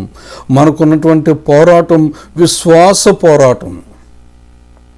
ఈ పోరాటాన్ని మంచిగా చేయాలని ఉంది మనం. అందుకు అప్పొస్తున్నటువంటి పౌలు అంటాడు, 1 తిమోతి పత్రిక 6:2 విశ్వాస సంబంధమైన మంచి పోరాటము పోరాడము అని తిమోతితో అంటాడు. ప్రియులారా, మంచి పోరాటం చేయాలి మనం. ఏదో అడ్డదిడ్డంగా ఎలా పడితే అలా కలబడిపోతే మనం విజేతలుగా నిలవం. దీనికి ఒక క్రమం, ఒక పద్ధతి, దేవుడిచ్చిన ఒక విధానం ఉన్నది ప్రియులారా. అప్పొస్తున్నటువంటి పౌలు అంటాడు, నేను పోరాడుతుని అన్నది, నేను మంచి పోరాడుతుని. మంచి పోరాటం. దేవుడు ఎలా పోరాడమన్నాడో నేను అలా పోరాడాను. నా పరుగు కడముట్టించాను, నా గురి వద్దకు నేను చేరుకున్నాను. ఆ ప్రయాణంలో నా విశ్వాసాన్ని నేను కాపాడుకున్నాను. నా విశ్వాసంలో నేను ఎక్కడ అస్థిరంగా ఉండలేదు. స్థిరమైన విశ్వాసంతో మెలకువ కలిగి, నిబ్రమైన బుద్ధి కలిగి నా విశ్వాసాన్ని కాపాడుకున్నానని ఒక విజేతగా పౌలు సాక్ష్యం చెప్తూ ఉన్నాడు ప్రియులారా. ఎస్, మన పోరాటము శ్రమలతో కూడిన గొప్ప పోరాటము. నిజంగా హెబ్రీయులకు రాసిన పత్రిక 10:32 ఉంటుంది. శ్రమలతో కూడిన, ఒక క్రైస్తవుని యొక్క జీవితం శ్రమలతో కూడిన ప్రయాణం. క్రీస్తుని వెంబడించడం అనేది ఒక శ్రమలతో కూడినటువంటి గొప్ప పోరాటం. బయట పోరాటం, లోపల పోరాటం, అంతర్గతంగా పోరాటం, అన్ని విషయాలైన పోరాటం. ఇది శ్రమలతో కూడినటువంటి పోరాటం ప్రియులారా. అందుకే యాకోబు పత్రిక 4:1 ఇంకొక మాట ఉన్నది ప్రియులారా, మీలో యుద్ధములను పోరాటములను దేని నుండి కలుగుచున్నవి? అసలు ఎందుకు వస్తున్నాయి యుద్ధాలు పోరాటాలు అంటే, మీ అవయవములలో పోరాడు మీ భోగేచ్ఛల నుండియే కదా. మన అవయవాల్లో పోరాడే కొన్ని ఇచ్ఛలు ఉన్నాయి. అంటే ఈ పోరాటంలో మన ప్రత్యర్థులు ఎవరు అంటే, మన శరీరములో ఉన్నటువంటి అవయవములు, ఇవే మన ప్రత్యర్థులు. వీటి మీద పోరాటం చేస్తూ ఉండాలి ప్రియులారా. వీటిలో కొన్ని ఇచ్ఛలు జనిస్తూ ఉంటాయి, అపవాది పుట్టిస్తూ ఉంటాడు ప్రియులారా. ఈ అవయవాల్ని వాడు సాధనాలుగా వాడుకోవడానికి ప్రయత్నం చేస్తుంటాడు. మనల్ని మాయ చేసి మభ్యపెట్టి ఈ నీతికి సాధనాలుగా ఉండాల్సినటువంటి ఈ అవయవాలను దుర్నీతికి సాధనాలుగా మార్చేసే ఆ మంత్ర తంత్ర కుతంత్ర శక్తులు అపవాది దగ్గర ఉన్నాయి ప్రియులారా. అంచేత ఈ అవయవాలే మన ప్రత్యర్థులు, వీటి మీద పోరాటం చేయాలి. ఈ ఆత్మయుద్ధంలో మన అసలైన శత్రువు ఎవడు అంటే మన విరోధి అపవాదియే ప్రియులారా. అందుకే మన మూలవాక్యంలో చదువుకున్నటువంటి వాక్యంలో మీ విరోధి అయినటువంటి అపవాది అని ఉంది. మీ విరోధి మన శత్రువు ప్రియులారా, వాడిని ఎదిరించండి అని ఉంది. ఇందాక చదివినటువంటి యాకోబు 4:7 ఏమనుందంటే, దేవునికి లోబడి ఉండండి, అపవాదిని ఎదిరించండి, అప్పుడు వాడు మీ యొద్ద నుండి పారిపోవును. అపవాదిని ఎదిరించండి, వాడు మీ యొద్ద నుంచి, వాడు మీ యొద్దనే ఉన్నాడు, మీ చెంతనే ఉన్నాడు. ఎప్పుడు మింగేద్దామని కనిపెట్టుకుని, ఎప్పుడు పడిపోతావా, ఎప్పుడు బలహీన పడిపోతావా, ఎప్పుడు నా వల్ల పడిపోతావా అని ఎదురు చూస్తూ ఉన్నాడు ప్రియులారా. వాడు అలా నిత్యం ఎదురు చూస్తూ ఉంటాడు. మనం నిత్యం పోరాడుతూనే ఉండాలి, ఎదురుస్తూనే ఉండాలి. ఎదిరించడం ఆపేసామా, కొంచెం చోటిచ్చామా, అంతే ప్రియులారా, ట్రాప్ అయిపోతాం, నాశనం అయిపోతాం ప్రియులారా. అందుకే అంటున్నాడు, ఒక్కటే సాధన, విజేతలుగా నిలవాలంటే మీరు ఎదిరించండి, అపవాదిని ఎదిరించండి, వాడిని ఎదిరించండి. ఈ ప్రస్తుత కాలంలో మరి ముఖ్యంగా అత్యంత అపాయకరమైనటువంటి దుర్దినాలలో ప్రియులారా, మన విరోధి అయినటువంటి అపవాది చెలరేగిపోతూ ఉన్నాడు ప్రియులారా. నిజంగా చెప్పాలంటే నేను అంటాను, ఇది రెండో రాకడ ఎమర్జెన్సీ దేవుడు ప్రకటించడము. ఈ ఎమర్జెన్సీలో చాలా మెలకుగా ఉండాలి. వాడు రెచ్చిపోతూ ఉన్నాడు ప్రియులారా. ఈ దినాల్లో అపవాదిని ఎదిరించడం ఎలా అన్నది ఎరిగి ఉండాలి. అపవాదిని ఎదిరించకపోతే చాలా అపాయము. గుర్తుపెట్టుకోండి, అపవాదిని ఎదిరించకపోతే అపాయము. మనము ఈ ప్రాణముతో ఉన్నంత వరకు, భూమి మీద బ్రతికినంత కాలము కూడా ఈ పోరాటము తథ్యము, ఈ పోరాటము నిత్యము. ఎప్పుడు ఉండేది ఈ పోరాటం ప్రియులారా. అందుకే పేతురు భక్తుడు చెప్తున్నాడు, ఈ పోరాటంలో ఒక యుద్ధ వీరుడివై, ఒక విజేతవై, పోరాట పటిమ కలిగినటువంటి ఒక విశ్వాస వీరుడివై, అపవాది మీద నిత్యము జయము పొందినటువంటి వాడివై ఉండాలని పేతురు గారి యొక్క ఆశ ప్రియులారా. విజేతమై ఉండాలి. మొట్టమొదటిగా ఆయన చేతి కింద మనము వినయము గలవారై ఉండాలి, దీన మనస్కులై ఉండాలి. రెండవదిగా ఏంటంటే మనము చింతల నుంచి విముక్తులై ఉండాలి ప్రియులారా. మనము మన విరోధి విషయంలో వివేకం కలిగి ఉండాలి ప్రియులారా. నాలుగో విషయంలో మన విషయంలో స్థిరులమై ఉండాలి ప్రియులారా. ఐదో విషయము మన పోరాటంలో విజేతలై ఉండాలి, జయం పొందిన వారమై ఉండాలి. ఒక పోరాటంలో, ఒక యుద్ధంలో ఒక సైనికుడు ఎల్లప్పుడూ కూడా 3 విషయాలతో కూడిన ఎజెండా కలిగి ఉంటాడు ప్రియులారా. అలానే మన యొక్క ఆధ్యాత్మిక పోరాటంలో కూడా ఈ 3 విషయాలను దృష్టిలో పెట్టుకుని మనం చివరి దినాల్లో జీవించాలి. మొట్టమొదటి ఏంటంటే మన ద ఫోకస్ టు హ్యావ్, మనం కలిగి ఉండాల్సినటువంటి దృష్టి, మన ధ్యానం ఏంటంటే ఎల్లప్పుడూ దృష్టి సారించాల్సి ఉండాల్సింది ఏంటంటే అక్కడ చెప్తున్నాడు, నిబ్బరమైన బుద్ధి కలిగి మెలకువగా ఉండండి. ఇది మన ఫోకస్ ప్రియులారా. నిబ్బరమైన బుద్ధి అంటే ఏందో చెప్పాను, సోబర్ మైండ్, సోబ్రైటీ అంటే హుందాతనము, సంయమనము, లేక నిదానము, నిగ్రహము, లేక సీరియస్నెస్, లేక థాట్ఫుల్నెస్, మంచి ఆలోచన కలిగి ఉండడం, ఆ పరిస్థితిలో హుందాతనం కలిగి ఉండడం, నిదానించి ఉండడం, నిగ్రహించుకుని ఉండడం, సంయమనం పాటించడం అన్నది నిబ్బరమైన బుద్ధికి అర్థము ప్రియులారా. మనకు ఉండాల్సిన ఫోకస్ ఏంటంటే శ్రమలలో, వ్యాధులలో, తెగుల్లో, బాధల్లో, వస్తున్నటువంటి పరీక్షలలో ఫస్ట్ మనకు ఉండాల్సింది ఏంటంటే నిబ్బరమైనటువంటి బుద్ధి. రెండవది ఏంటంటే మెలకువ ప్రియులారా. అలర్ట్నెస్ అంటే presence of mind, not body, presence of mind అంటే అటెన్షన్, సావధానము, ధ్యానము ప్రియులారా. మన ఫోకస్ ఎంతసేపు కూడా ఈ అలర్ట్నెస్ అండ్ ఈ సోబ్రైటీ లేకపోతే సోబర్ మైండ్, ఈ నిబ్బరమైన బుద్ధి, మెలకువ మీద మన ఫోకస్ ఉండాలి ప్రియులారా. ఈ రెండూ కలిగినటువంటి ఏ క్రైస్తవుడైనా సరే క్రింద పడిపోవడం అనేది జరగదు ఈ పోరాటంలో. ఈ నిబ్బరమైనటువంటి బుద్ధి, ఈ ఆధ్యాత్మిక మెలకువ ఎవరైతే, ఏ క్రైస్తవుడైతే కలిగి ఉంటాడో ఈ పోరాటంలో, ఈ నిత్య పోరాటంలో అతను ఎప్పుడు ఓడిపోడు ప్రియులారా. కానీ ఎవరైతే ఈ 2 విషయాల్లో ఏది కోల్పోయినా, అటు నిబ్బరమైన బుద్ధి ఉంటే ఖచ్చితంగా మెలకువ ఉంటుంది, ఈ రెండాటిల్లో ఏది కోల్పోయినా ప్రమాదమే ప్రియులారా. కాబట్టి ప్రతి క్రైస్తవుని యొక్క ఫోకస్ అవే ఉండాలి. అపవాది ఎంత భయంకరమైనటువంటి ఎదురుదాడి చేసినా సరే మన కింద పడిపోము ప్రియులారా. ఈ నిబ్బరమైన బుద్ధి, మెలకువ అనేటటువంటివి 2 కవల లక్షణాలు ప్రియులారా. ట్విన్స్. మొదటిది ఉంటే ఖచ్చితంగా రెండోది ఉండి తీరుతుంది ప్రియులారా. అంటే ఒక విషయమే సీరియస్నెస్ అనేది ఉంటే ఖచ్చితంగా అలర్ట్నెస్ అనేది ఉంటుంది ప్రియులారా. చూడండి, సరిహద్దులో గస్తీ కాసేటటువంటి ఒక సైనికుడు ఖచ్చితంగా కాపల విషయంలో సీరియస్గా ఉండాలి. ఎప్పుడైతే తను చేసే ఆ కాపల విషయంలో సీరియస్గా ఉంటాడో ఖచ్చితంగా అలర్ట్నెస్ కలిగి ఉంటాడు. శత్రు విషయంలో చాలా అలర్ట్గా ఉంటాడు ప్రియులారా. సీరియస్నెస్ లేకపోతే ఇంక అలర్ట్నెస్ అనేది ఉండదు. మనం కూడా మన ఆత్మ యొక్క సొంత గస్తీ సైనికుడిలా, మన సొంత ఆత్మను గస్తీ కాసుకునే సైనికుడిలాగా ఆత్మ విషయంలో నిబ్బరమైన బుద్ధి అంటే సీరియస్నెస్ కలిగి ఉండాలి. ఎప్పుడైతే మన ఆత్మ విషయంలో సీరియస్నెస్ కలిగి ఉంటామో మనము అలర్ట్గా ఉంటాము. కానీ విచారమైన విషయం ఏంటంటే మనం శరీర విషయంలో సీరియస్గా ఉంటాము. అది మనకు అలవాటు అయిపోయిన విషయం ప్రియులారా. అందుకే అపవాది చేతిలో ఓడిపోతూ ఉన్నాం మనం. శరీర విషయంలో సీరియస్నెస్ కాదు ప్రియులారా, ఆత్మ విషయంలో సీరియస్నెస్ కలిగి ఉంటే ఖచ్చితంగా ఆత్మ విషయమే జాగ్రత్తలు తీసుకుంటాం, అలర్ట్గా ఉంటాం ప్రియులారా. అయితే ఒక విషయం ఏంటంటే, నిబ్బరమైన బుద్ధి అనేటువంటిది లేక సీరియస్నెస్ అనేటువంటిది మన ఆలోచన విధానం మీద ఉంటుంది ప్రియులారా, మనం ఆలోచించే విధానం మీద ఆధారపడి ఉంటుంది. అలాగే ఆత్మ విషయంలో కలిగే ప్రమాదాల గురించి అనే విషయం ఏమో అలర్ట్నెస్ మీద ఆధారపడి ఉంటుంది ప్రియులారా, అలర్ట్నెస్ మీద, మెలకువ మీద ఆధారపడి ఉంటుంది.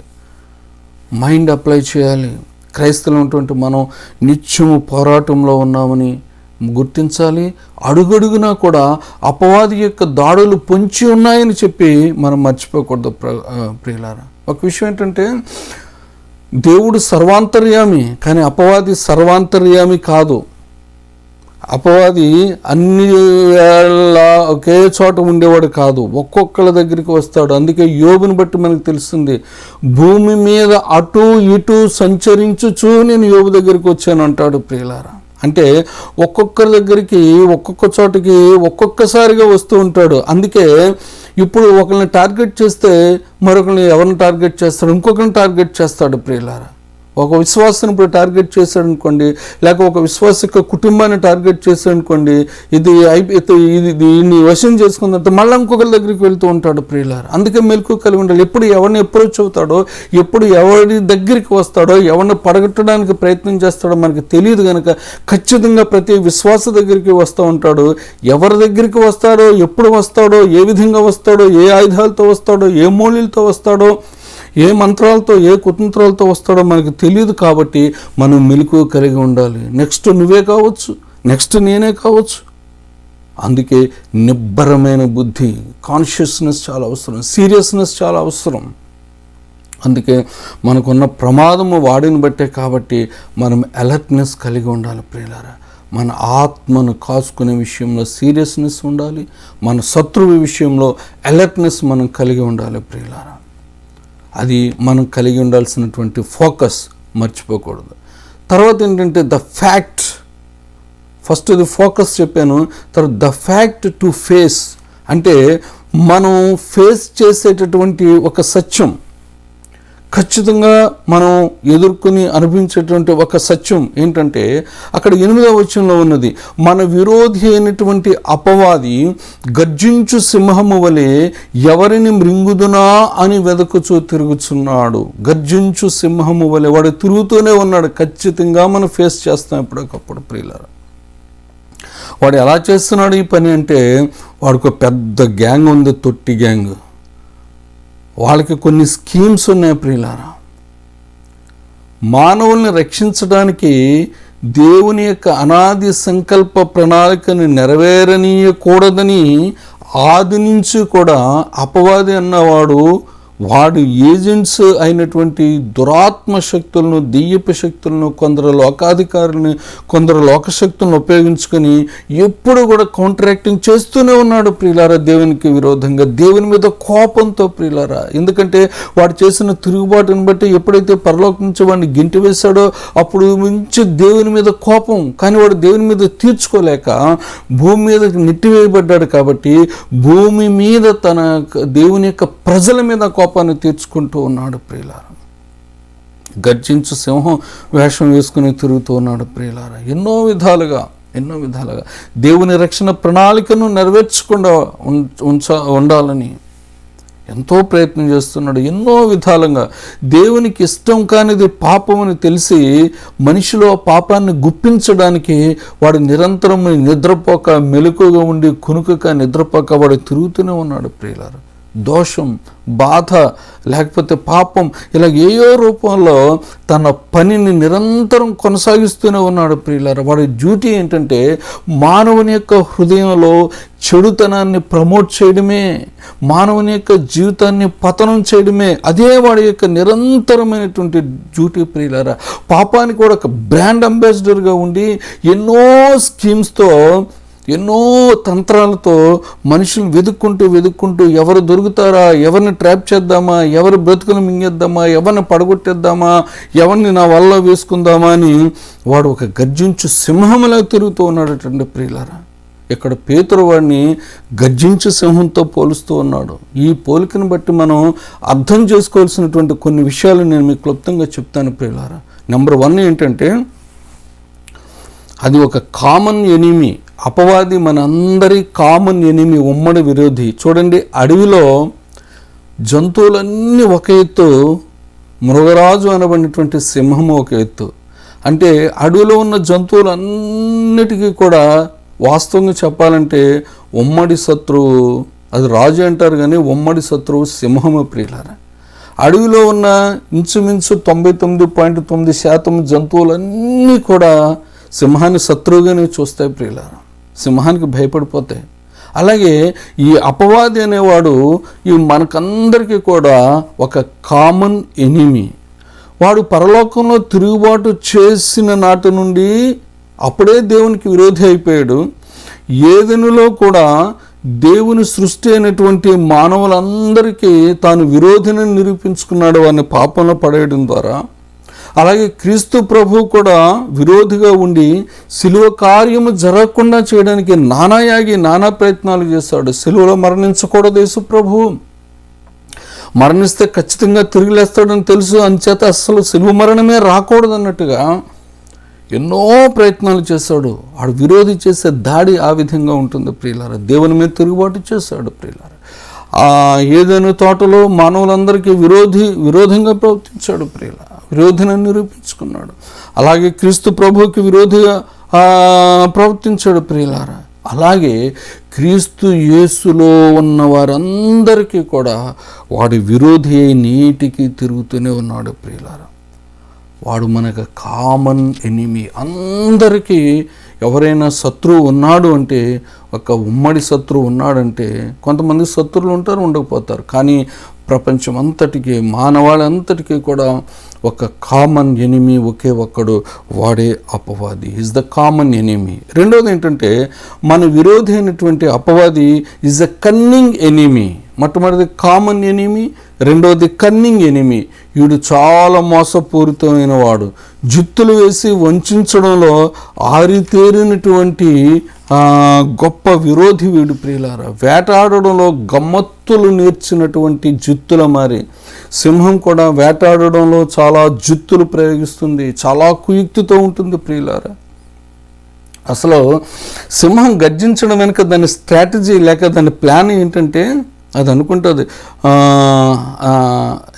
అసలు అది గర్జించినప్పుడు బలహీనమైనటువంటి జంతువులు చైతన్యం కోల్పోయేలాగా శిలలాగా మారిపోతాయి ప్రియులారు. ఒక్క అరుపు అరిచిందంటే ఆ దగ్గరలో ఉన్న జంతువులన్నీ కూడా కొయ్యబారిపోతాయట, అవి భయపడిపోతాయట. దగ్గరలోనే ఉందా మన శత్రువు, మనల్ని చంపేసే శత్రువు ఉందని శిలలాగా మారిపోయేలాగా చేస్తుందట ప్రియులారా. రెండోది ఏంటంటే, సింహం గర్జించింది అంటే అర్థం ఏంటంటే, ఆ దగ్గరలో ఉన్నటువంటి ఆ జంతువుని బలహీనపరచడం, చైతన్యం కోల్పోయేలా చేయడం, కొయ్యబారిపోయేలా చేయడం, ఇంకా ముందుకు సాగనీయకుండా అక్కడే ఉండిపోయేలాగా చేయడం. రెండోది ఏంటంటే, అది గర్జించిందంటే కొన్ని సింహంలో ఉన్న ఒక బలహీనత మీకు గుర్తు చేస్తాను. చాలా విచిత్రమైన విషయం ఏంటంటే, సింహము ఎంత బలమైన జంతువు అయినప్పటికీ కూడా కేవలము 100 గజాల దూరం వరకు మాత్రమే సింహము మంచి వేగంతో పరిగెత్తగలదని నేను బ్రౌజ్ చేస్తుంటుండగా నాకు దొరికింది ప్రియులారా. అది కేవలము 100 గజాల వరకు మాత్రమే. ఆ పైన దానికి చాలా కష్టం అట, ఇంకా ఆగిపోద్దటండి ప్రియులారా. అయితే ఇలాంటి సమయంలో నిజంగా ఈ బలహీనమైన లేకపోతే బలి కావాల్సినటువంటి ఆ చిన్న జంతువు ఏదైనా ఉండి తెలివిగా ప్రవర్తించి కాస్తంత ధైర్యం తెచ్చుకుని ఒక 100 గజాల దూరం దాటిపోతే ఈ సింహం నుంచి ఆ దూరం మెయింటైన్ చేయడం వల్ల బ్రతికి రక్షించుకుంటుందటండి ప్రియులారా. అందుచేత ఏంటంటే, సింహము నుండి కలిగే ప్రమాదం దాని గర్జన తీవ్రతను బట్టి కాదు, అది మనం తెలుసుకోవాలి ప్రియులారా. సింహం యొక్క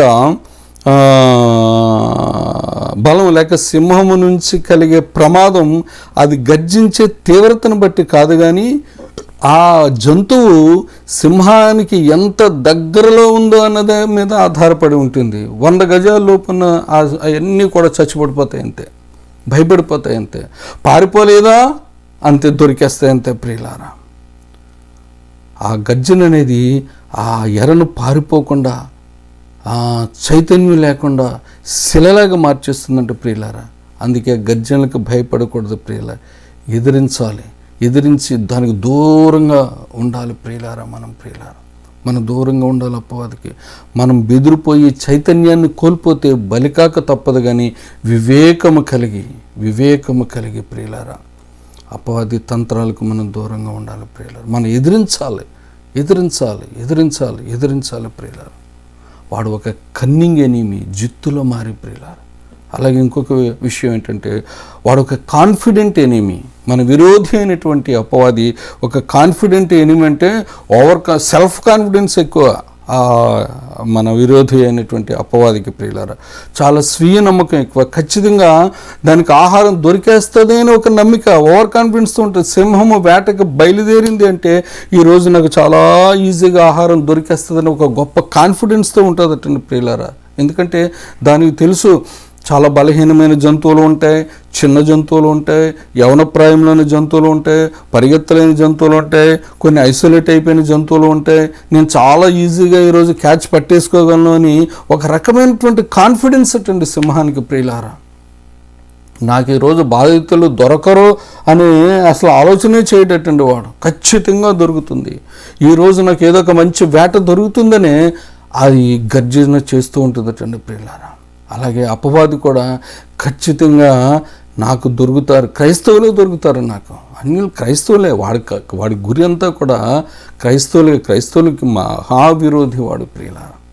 వాడికి తెలుసున్నాడు క్రైస్తవులు కొందరు ఈజీగా నాకు దొరికేస్తారని. ఎందుకంటే పేతురు తన సొంత అనుభవంతో చెప్తున్నాడు. ఎందుకంటే ఆనాడు గెత్సెమనే తోటలో సాయంకాలం వేళ పేతురు ఈజీగా దొరికేశాడు అపవాదికి. ఎలా చిక్కిపోయాడో, అపవాదికి ఎలా ట్రాప్ అయిపోయాడో, నేను ప్రభుని ఎరగననే బొంకేశాడు ప్రియులారా. పారిపోయాడండి. సాతాను ఆ ప్రాణ చింతతో పారిపోయి సాతాను చేత ట్రాప్ అయిపోయి ప్రభువుకి దూరం అయిపోయాడు. అది గుర్తు తెచ్చుకుని మీరు ఆ విధంగా ఉండొద్దు. వాడు గర్జించేసి వాడి గర్జనకి నేను ఒకసారి లొంగిపోయాను. నేను ప్రభువుకు దూరం అయిపోయాను. ప్రభువుకు దగ్గరగా ఉండి వాడి నుంచి దూరంగా ఉండాల్సింది నేను వాడి ట్రాప్లో పడిపోయి ప్రభువుకు దూరం అయిపోయాను. మీరు అలా ఉండొద్దు, మెలకుగా ఉండండి, నిబ్బరమైన బుద్ధి కలిగి మెలకుగా ఉండండి అని చెప్తున్నాడు ప్రియులారా. సింహానికి చాలా కాన్ఫిడెన్స్ ఎక్కువ. అలాగే అపవాది కూడా కాన్ఫిడెన్స్ ఎక్కువ. పడతారు ఖచ్చితంగా, ఎలాగైనా పడతారు, ఎలాగైనా నాకు దొరుకుతాడు, ఇగో ఈ విశ్వాసం నాకు దొరుకుతాడు, ఈ విశ్వాసం ఖచ్చితంగా నాకు దొరుకుతుంది, ఇదిగో అతనిలో ఉన్న బలహీనత నాకు తెలుసు, ఆ బలహీనతను బట్టి నేను వాడిని ట్రాప్ చేసుకుంటాను అని వాడు ఒక కాన్ఫిడెన్స్తో ఉన్నాడు ప్రియులారా. అందుకే మన విరోధి అయినటువంటి అపవాది ఒక కాన్ఫిడెంట్ ఎనిమి ప్రియులారా. ఇంకొక మాట చెప్తాను, మన విరోధి అయినటువంటి అపవాది ఒక క్రూయల్ ఎనిమి ప్రియులారా. ఒక కామన్ ఎనిమి, కన్నింగ్ ఎనిమి, ఒక కాన్ఫిడెంట్ ఎనిమి. నాలుగోది ఏంటంటే ఒక క్రూయల్ ఎనిమి, దుర్మార్గుడు, పొంచియున్న దుర్మార్గుడు, దుష్టుడు, మానవులందరినీ కూడా గుచ్చి లాగుతూ ఉన్నాడని హబక్కూకు గ్రంథంలో ఉంది ప్రియులారా. గర్జించే సింహం యొక్క విషయం కూడా అంతే. సింహం చాలా క్రూయల్, చాలా దుర్మార్గమైనటువంటి జంతువు, దుష్ట జంతువు ప్రియులారా. జాలి కనికరము ఏమాత్రము లేదు ప్రియులారా. చిన్ని జంతువు అని, బుల్లి జంతువు అని, అయ్యో పోని యవనంలో ఉన్న జంతువు అని అది విడిచిపెట్టదు. ఇంకా వయసు దేనితో తారతమ్యం లేకుండా దానికి ఎర దొరకడమే అంతే. ఎరన పట్టుకుంది అంటే ఇంకా అది ఫినిష్ అయిపోయినట్టే ప్రియులారా. కొన్నిసార్లు అది ఎంత దారుణంగా బిహేవ్ చేస్తుందంటే పట్టుకున్న జంతువు పూర్తిగా చావకుండానే ఒక పక్క నుంచి తినడం మొదలెట్టేస్తుందండి. అంత దుష్ట జంతువు ప్రియులారా. దొరికిన జంతువు పట్ల ఎంత అరిచినా పాపం, ఎంత కన్నీరు పెట్టుకున్నా, ఎంత కేకలు పెట్టినా ఆ పట్టబడిన జంతువు పట్ల కనికరము చూపనటువంటిది సింహము ప్రియులారా. మన విరోధి అయినటువంటి అపవాది కూడా అంతే.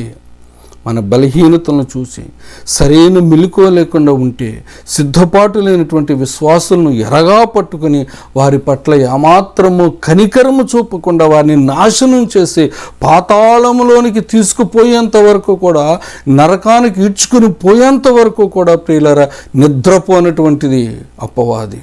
వాడి దగ్గర ఎన్నో స్కీమ్స్ ఉన్నాయి ప్రియులారా.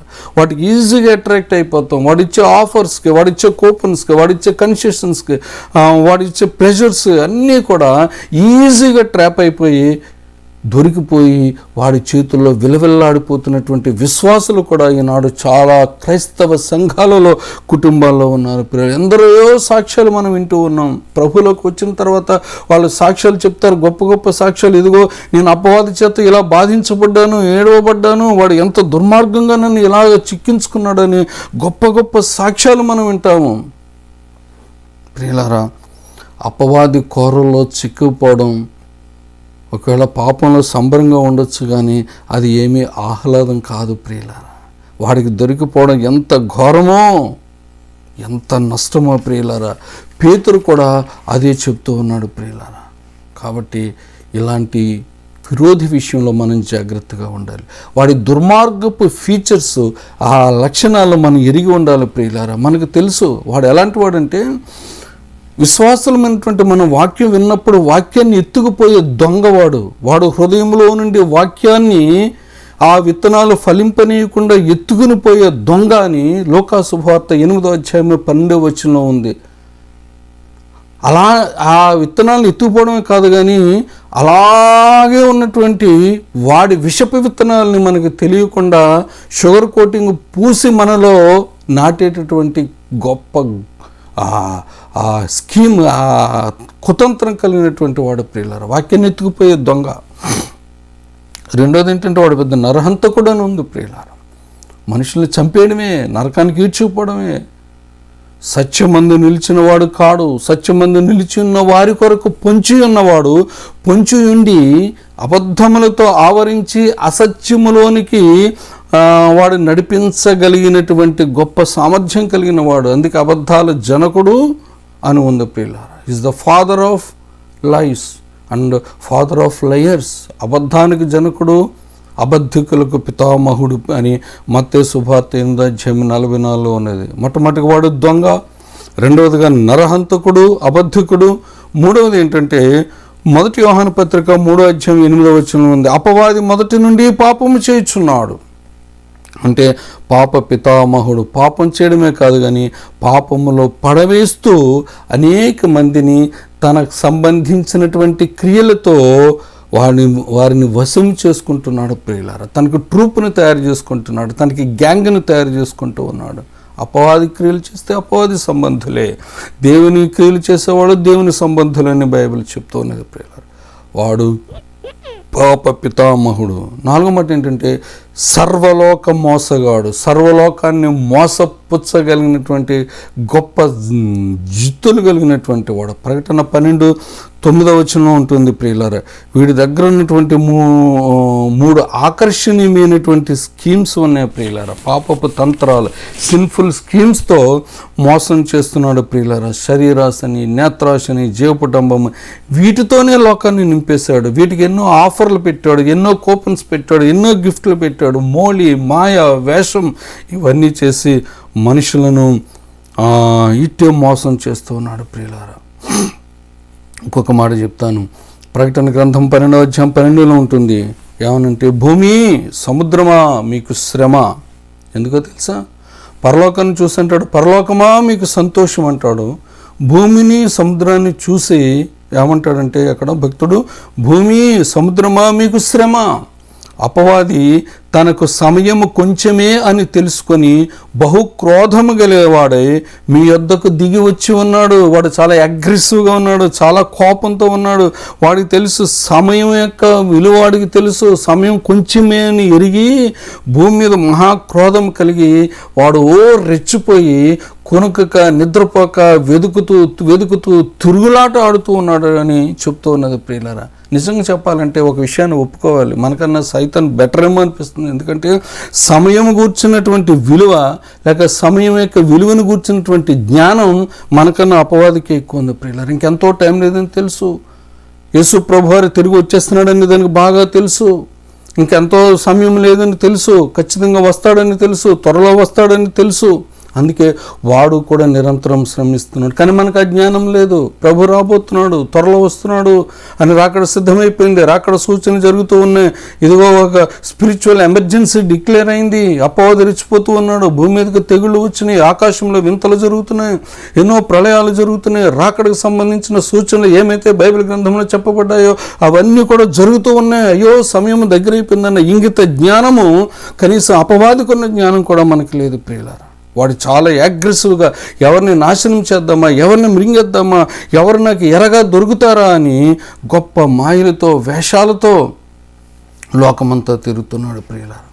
వాడు ఎలాంటి వాడో ఎరిగి ఉండి కూడా వాడికి చోటిచ్చే విశ్వాస ప్రబుద్ధులు నేటి కుటుంబాల్లో సంఘాల్లో లేకపోలేదు ప్రియులారా. FC 4:27 ఉంటుంది, అపవాదికి చోటు ఇక్కడి అని చెప్పినా కూడా చాలామంది వాడికి కొంచెమే కదా చిన్నదే కదా అని కొంచెం అవకాశం ఇస్తారు. అదే అదనంగా వాడు ఏం చేస్తాడంటే మొత్తం మన హృదయాన్ని ఆక్యుపై చేసేస్తాడు, మొత్తం చోటుని ఆక్యుపై చేసేసి ఆఖరికి ఏం చేస్తారంటే జీవం గల దేవుణ్ణి విడిచిపెట్టేటటువంటి భ్రష్ట హృదయాన్ని మనకు తెచ్చిపెట్టేస్తాడు. మంచి హృదయాన్ని భ్రష్ట హృదయం, కొంచెం చోటిచ్చామా అంతే, మనకున్నటువంటి ఆ మంచి హృదయాన్ని భ్రష్ట హృదయంగా వాడు మార్చేస్తాడు. అందుకంటున్నాడు దేవునికి లోబడి ఉండండి, అపవాదిని ఎదిరించండి, అప్పుడు వాడు మీ యొద్ద నుండి పారిపోయినానంటే వీడు చాలా కన్నింగ్ ఎనిమి కదా, మనుషులను మాయ చేసేసి ఈ వాక్యాన్ని రివర్స్ చేసి నాటేశాడు హృదయాల్లో ప్రియులారా. అపవాదికి ఏమో లోపడుతున్నారు, దేవుణ్ణి ఏమో ఎదిరించి ఆయన దగ్గర నుంచి పారిపోతున్నారు. ఎంత దౌర్భాగ్యం అండి ప్రియులారా, ఎంత దౌర్భాగ్యం. మన విరోధి విషయంలో, అపవాది విషయంలో చాలా మెలకువ కలిగి ఉండాలి, నిబ్బరమైన బుద్ధి కలిగి ఉండాలి ప్రియులారా. ఖచ్చితంగా వాడు వస్తాడు, ఖచ్చితంగా వాడు వెతుకులాడుతూ తిరుగుతూ ప్రతి విశ్వాస దగ్గరికి, ప్రతి విశ్వాస కుటుంబం దగ్గరికి వాడు ఖచ్చితంగా వాడు వస్తున్నాడు, మన చుట్టూనే ఉన్నాడు ప్రియులారా. అయితే కొన్ని మాటలు చెప్పి నేను ముగిస్తాను. అలాంటి మన విరోధిని మనం ఎలా డీల్ చేయగలం ప్రియులారా. మీకు ఫోకస్ చెప్పాను, కొన్ని ఫ్యాక్ట్స్ చెప్పాను. ఇప్పుడు ఎలా డీల్ చేయగలం అంటే ఫార్టిట్యూడ్ అంటే ధైర్య ప్రదర్శన చేయాలి. Fortitude to display, fortitude FORTITUD అంటే ధైర్య ప్రదర్శన. ఒక్కటే మార్గం, పేతురు చెప్తున్న వాడిని ఎదిరించండి, ఎదిరించడమే ఏకైక సాధన. We have to show spiritual courage, అనగా మనము ఆత్మ ధైర్యాన్ని ప్రదర్శించాలి ప్రియులారా. ఎదిరించే ధైర్యం రావాలి అంటే ఇందాక మనం మాట్లాడుకున్నాం, విశ్వాసములో స్థిరంగా ఉండాలి. అందుకే అక్కడ పేతురు ఏమన్నాడు, విశ్వాసమందు స్థిరులై వాడిని ఎదిరించండి. విశ్వాసంలోనే మనం బలహీనంగా ఉండి అటు ఇటు ఉన్నామనుకోండి, ఎదిరించే దమ్ము గట్స్ ఆ మెలకువ మనకు రాదు. మమ్మల్ని తడబడతాం ప్రియులారా. ఏదో చిన్న చిన్న బెదిరింపులు చేస్తాం, చిన్న చిన్న బెదిరింపులకి వాడు లొంగిపోవడం. ఎదిరించాలి, ధైర్యంతో ఎదిరించాలి అంటే నీకు ధైర్యం కావాలి ప్రియులారా. ఆ ధైర్యం ఎలా వస్తుందంటే ఎప్పుడైతే నీలో ఉన్న విశ్వాసం స్థిరంగా ఉంటుందో. అందుకే విశ్వాసమందు స్థిరులై, పేతురు ఎంత అనుభవంతో చెప్తున్నాడండి. పాపం అప్పుడు అస్థిరంగా బిహేవ్ చేశాడు, ఎన్నోసార్లు ప్రభు చేత తిట్లు తిన్నాడు, అల్ప విశ్వాసే అనిపించుకున్నాడు, సైతాన అనిపించుకున్నాడు, చాలా తిట్టేవాడు. కానీ చివరకు ఇంత బలహీనుడు అయిపోయినా కానీ ప్రభు పునరుత్థాన శక్తిని పొందుకున్న తర్వాత విశ్వాసమందు గొప్ప స్థిరత్వం కలిగి ఎంత గొప్పగా బ్రతికాడండి పేతురు. విశ్వాసమందు స్థిరులై వాడిని ఎదిరించండి. Firmness in faith leads to fortitude, అనగా విశ్వాసంలో ఉన్న దృఢత్వం నీకు ధైర్యాన్ని ఇస్తుందని దీని అర్థం ప్రియులారా. మరి ఈ ఆత్మీయ యుద్ధంలో ఎలా చేయాలో ప్రియులారా, ఎలా గెలుపొందాలో, ఎలా విజేతలుగా ఉండాలో అన్నది మరలా అపోస్తున్నటువంటి పౌలు ఈ ఆత్మయుద్ధం గురించి చెప్తూ ఉన్నాడు. క్లుప్తంగా నేను ఈ మాటలు చెప్పి నేను ముగిస్తాను ప్రియులారా. ఎలా చేయాలంటే ఎఫెసీయులకు రాసిన పత్రికలో 6వ అధ్యాయంలో చెప్తాడు 11వ వచనంలో, మీరు అపవాది తంత్రములను ఎదిరించుటకు శక్తిమంతులగునట్లు దేవుడిచ్చు సర్వాంగ కవచాన్ని ధరించుకోండి. సర్వాంగ అన్ని అంగాలను కప్పి ఉంచే ఆ కవచాన్ని దేవుడు ఇస్తున్నాడు ప్రియులారా, దాన్ని ధరించుకోండి అని అంటున్నాడు. ఎందుకంటే 12వ వచనంలో ఏమనుందంటే, మనం పోరాడేది శరీరాలతో కాదు కానీ ఆకాశ మండలమునందున్న దురాత్మల సమూహముతోనూ ప్రస్తుత అంధకార సంబంధులకు లోకనాథులతోనూ అధికారులతోనూ పోరాడుచున్నాము. అందుచేత వారిని మనం ఎదిరించాలి ప్రియులారా. ప్రస్తుత అంధకార సంబంధులకు లోకనాథులతోనూ అధికారులతోనూ ప్రధానులతోనూ మనం పోరాడుచున్నాం ప్రియులారా. అందుచేత వాళ్ళని ఎదిరించాలంటే మన సొంత ఆయుధాలు తయారు చేసుకున్న ఆయుధాలు కుదరు, మన సొంత ప్రయత్నాలు కుదరు. దేవుని శక్తితో మనల్ని నిలబెట్టగలిగేటటువంటి పోరాడగలిగేటటువంటి శక్తి సామర్థ్యాలు కలిగించేటటువంటి ఒక ఆయుధం దేవుడి దగ్గర ఉంది ప్రియులారా. దాన్ని సంపాదించుకుని మనం దగ్గర పెట్టుకోవాలి, ధరించుకుని ఉండాలి. అది దేవుడిచ్చు సర్వాంగ కవచము, సర్వ అంగములను కప్పి ఉంచే కవచము ప్రియులారా. దానిలో ఇముడైనటువంటి ఆత్మ సంబంధమైనటువంటి సాధనాలని మనం కరెక్ట్గా ఈ సర్వాంగ కవచములో మనము ఇమిడ్చుకోవాలి. మొట్టమొదటిది ఏమన్నాడంటే, ఒక్కొక్కటి చిన్న చిన్న ఉదాహరణతో చెప్పి ముగిస్తాను.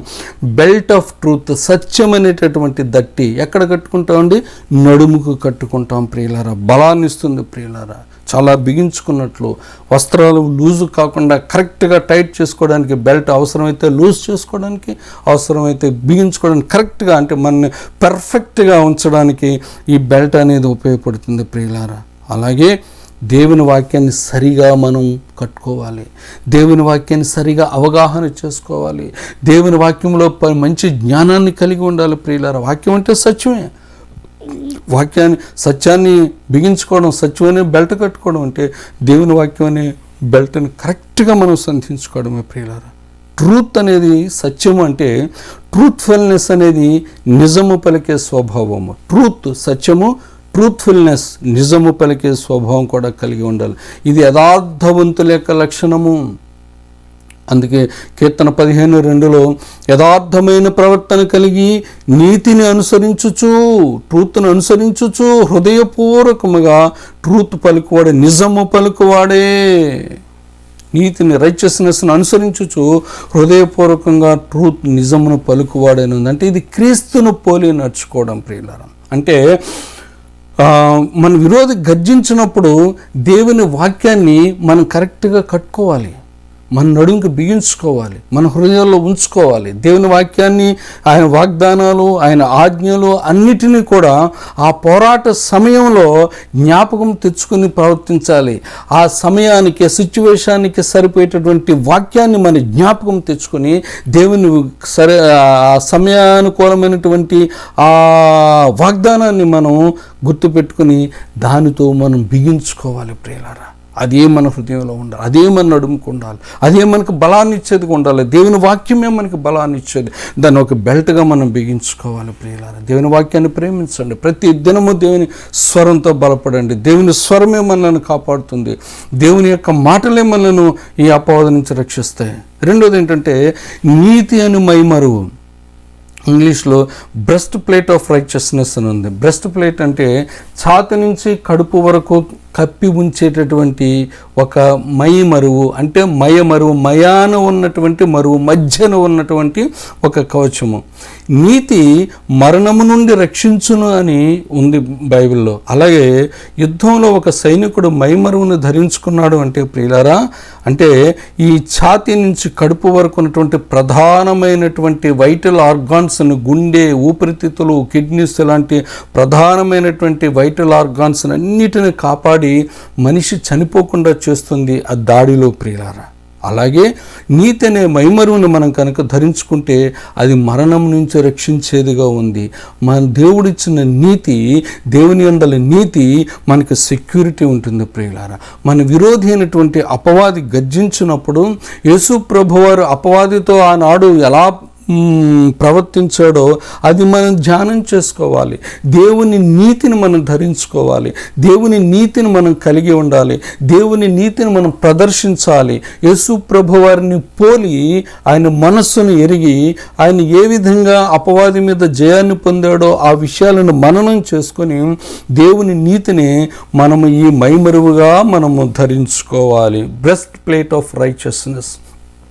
నీతి మన సొంత నీతి కాదు. సొంత నీతి మురికి గుడ్డలు కంపు చీకిపోతాయి, ఇలా తెంపితే చిరిగిపోతాయి. కానీ దేవుని నీతి అది ఒక కవచము ప్రియులారా, మనల్ని మరణం నుంచి రక్షించేది. మూడో మాట, సైనికుని జోడు, సోల్డియర్స్ ఫుట్వేర్, అంటే సువార్త వలనైన సిద్ధ మనసు అనే జోడు తొడుక్కోవాలని ఉంది ప్రియులారా. ఏంటంటే జోడు లేక చెప్పులు మన పాదాలకు బ్యాలెన్స్ని ఇస్తాయి ప్రియులారా, కరెక్ట్గా నిలబడేటట్టు చేస్తాయి.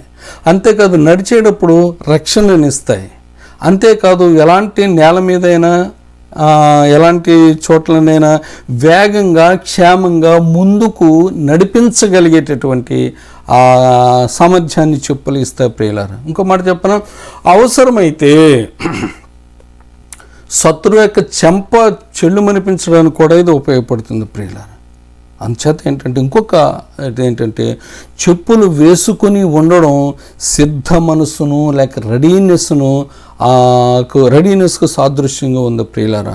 అపవాది యొక్క కుతంత్రాలను సరళను కనిపెట్టి వాడిని తరిమి పారిపోయేలాగా, అవసరమైతే వాడిని రెండు వాయించేలాగా మనం సిద్ధంగా ఉండాలి అన్నట్టు దానికి చూపిస్తుంది ప్రియులారా. అపవాదిని ఎదిరించడానికి ఎల్లప్పుడూ మనం సిద్ధ మనసు కలిగి ఉండాలి. దేవుని సువార్త వాక్యాలతో వాడిని ఎదిరించాలి. యేసు ప్రభువుని అపవాది శోధించింది, కొండ మీద తీసుకెళ్ళి దేవాలయ శిఖరాన్ని తీసుకెళ్ళి దేవుని వాక్యంతోనే వాడిని ఎదిరించాడు, వాడిని ఓడించాడు. మనము కూడా ప్రియులారా అలాంటి సిద్ధ మనసు, వెంటనే సమాధానం చెప్పగల సిద్ధ మనసు, వెంటనే లేఖనాల్లోంచి దేవుని వాక్యాన్ని ఎత్తి చూపించగలిగినటువంటి సిద్ధ మనస్సు మనం కలిగి ఉండాలి ప్రియులారా. ఇతరులతో కూడా మనము సమాధాన సువార్తను ప్రకటించడానికి సిద్ధ మనస్సు కలిగి ఉండాలి. ఇతరులకు సిలువ ప్రేమను చాటించడానికి సమయం వెనుక అసమయం వెనుక ప్రియులారా, జోళ్లు వేసుకున్న వ్యక్తి ప్రయాణం చేయడానికి ఎలా సాదృశ్యంగా ఉంటుందో అలాగే మనము ఈ సమాధాన సువార్తని జోళ్లు తొడుక్కుని ఎవరు రెడీగా ప్రభు కొరకు సాక్షులుగా మనము జీవించాలి. నాలుగో మాట, విశ్వాసం అనే డాలు, ద షీల్డ్ ఆఫ్ ఫెయిత్. ఇది డాలు పట్టుకొని అని ఉంది ప్రియులారా. మిగతావన్నీ తొడుక్కొని ధరించుకొని ఉంది, కానీ విశ్వాసం గురించి మాత్రమే పట్టుకొని అని ఉంది. ఇది పట్టుకునేది సుమా, మర్చిపోకండి. అంటే కొన్ని సమయాలలో కొన్ని సందర్భాలలో యుద్ధంలో సైనికుడు డాలును అప్పుడప్పుడు ఉపయోగిస్తాడు. వేరు సమయాల్లో సందర్భానుసారంగా సమయోచితంగా ఈ డాలును ఉపయోగిస్తాడు ప్రియులారా. దాన్ని చేత పట్టుకోవాలి, గట్టిగా పట్టుకోవాలి, సమయానుకూలంగా దీన్ని ఉపయోగించాలి ప్రియులారా. యుద్ధంలో సైనికుడు డాలును ఎలానైనా సరే అతను ఉపయోగించుకుంటాడు. శత్రువు యొక్క దాడిని ఎదుర్కొనే భాగంలో కొన్నిసార్లు ఎదురు నుంచి దాడి వచ్చినప్పుడు తను ముందు పెట్టుకుంటాడు, పైనుంచి వచ్చినప్పుడు తల మీద పెట్టుకుంటాడు, కుడిపక్క వచ్చినప్పుడు కుడివైపు తిప్పుతాడు, ఎడమవైపు వచ్చినప్పుడు ఎడమవైపు, అలాగా తనకు అక్కడ దాడిని అనుసరించి ఆ డాలుని ఉపయోగిస్తూ ఉంటాడు ప్రియులారా. అలాగే విశ్వాసం కూడా తన యొక్క విశ్వాసాన్ని ప్రయోగించాలి. విశ్వాసమునకు అప్పుడే ఆ విశ్వాసాన్ని ప్రయోగిస్తే విశ్వాసానికి కర్త అయినటువంటి యేసు ప్రభువు రంగంలోకి దిగుతాడు ప్రియులారా. ఏమండి, మనం కూడా విశ్వాసం సమయానుకూలంగా సందర్భాన్ని బట్టి మనం విశ్వాసాన్ని ప్రదర్శించాలి, గొప్ప విశ్వాసాన్ని ప్రదర్శించాలి. షడ్రకు మేషకు షడ్రకు మేషకు అబేద్నెగోలా, అలాగే దానియేలుగా ఏ విధంగా అయితే యోసేపు కూడా ఏ విధంగా అయితే సమయాన్ని బట్టి వాళ్ళు విశ్వాసాన్ని ప్రదర్శించారో ఆ విధంగా మన సిచ్యువేషన్ బట్టి ఈ విశ్వాసాన్ని డాలుని బయటికి తీస్తూ ఉండాలి ప్రియులారా. ఒక గొప్ప సత్యం ఏంటంటే ఈ డాల్ విషయంలో చాలా విచిత్రమైన విషయం ఏంటంటే రోమా సైనికులు ఆ రోజుల్లో డాలుకి ఒక ప్రత్యేకమైన నిర్మాణం ఉండేది ప్రియులారా. అది ఒక లోహంతో తయారు చేయబడినప్పటికీ కూడా ఆ డాలు పైన ఒక ప్రత్యేకమైన నిర్మాణం ఉండేది.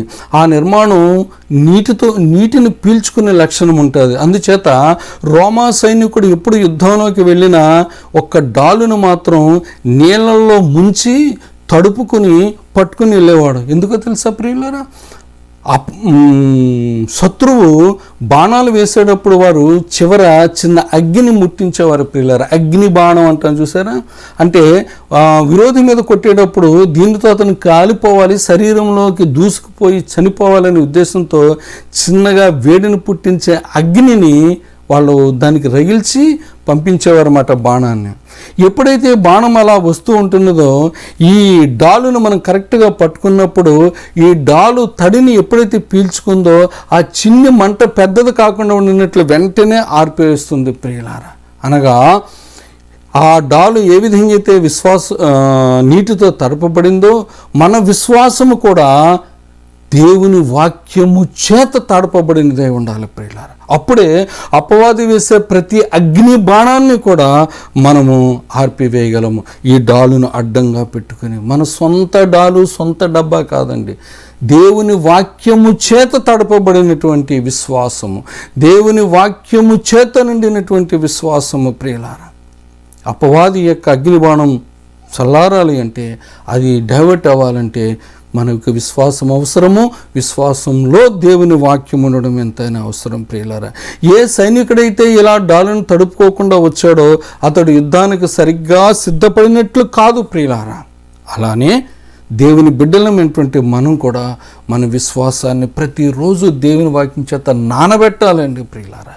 దేవుని వాక్యంలో మన విశ్వాసము నానుతూ ఉండాలి, ఉబ్బుతూ ఉండాలి ప్రియులారా. అప్పుడే మన విరోధి యొక్క అగ్ని బాణాన్ని ఆర్పగలం.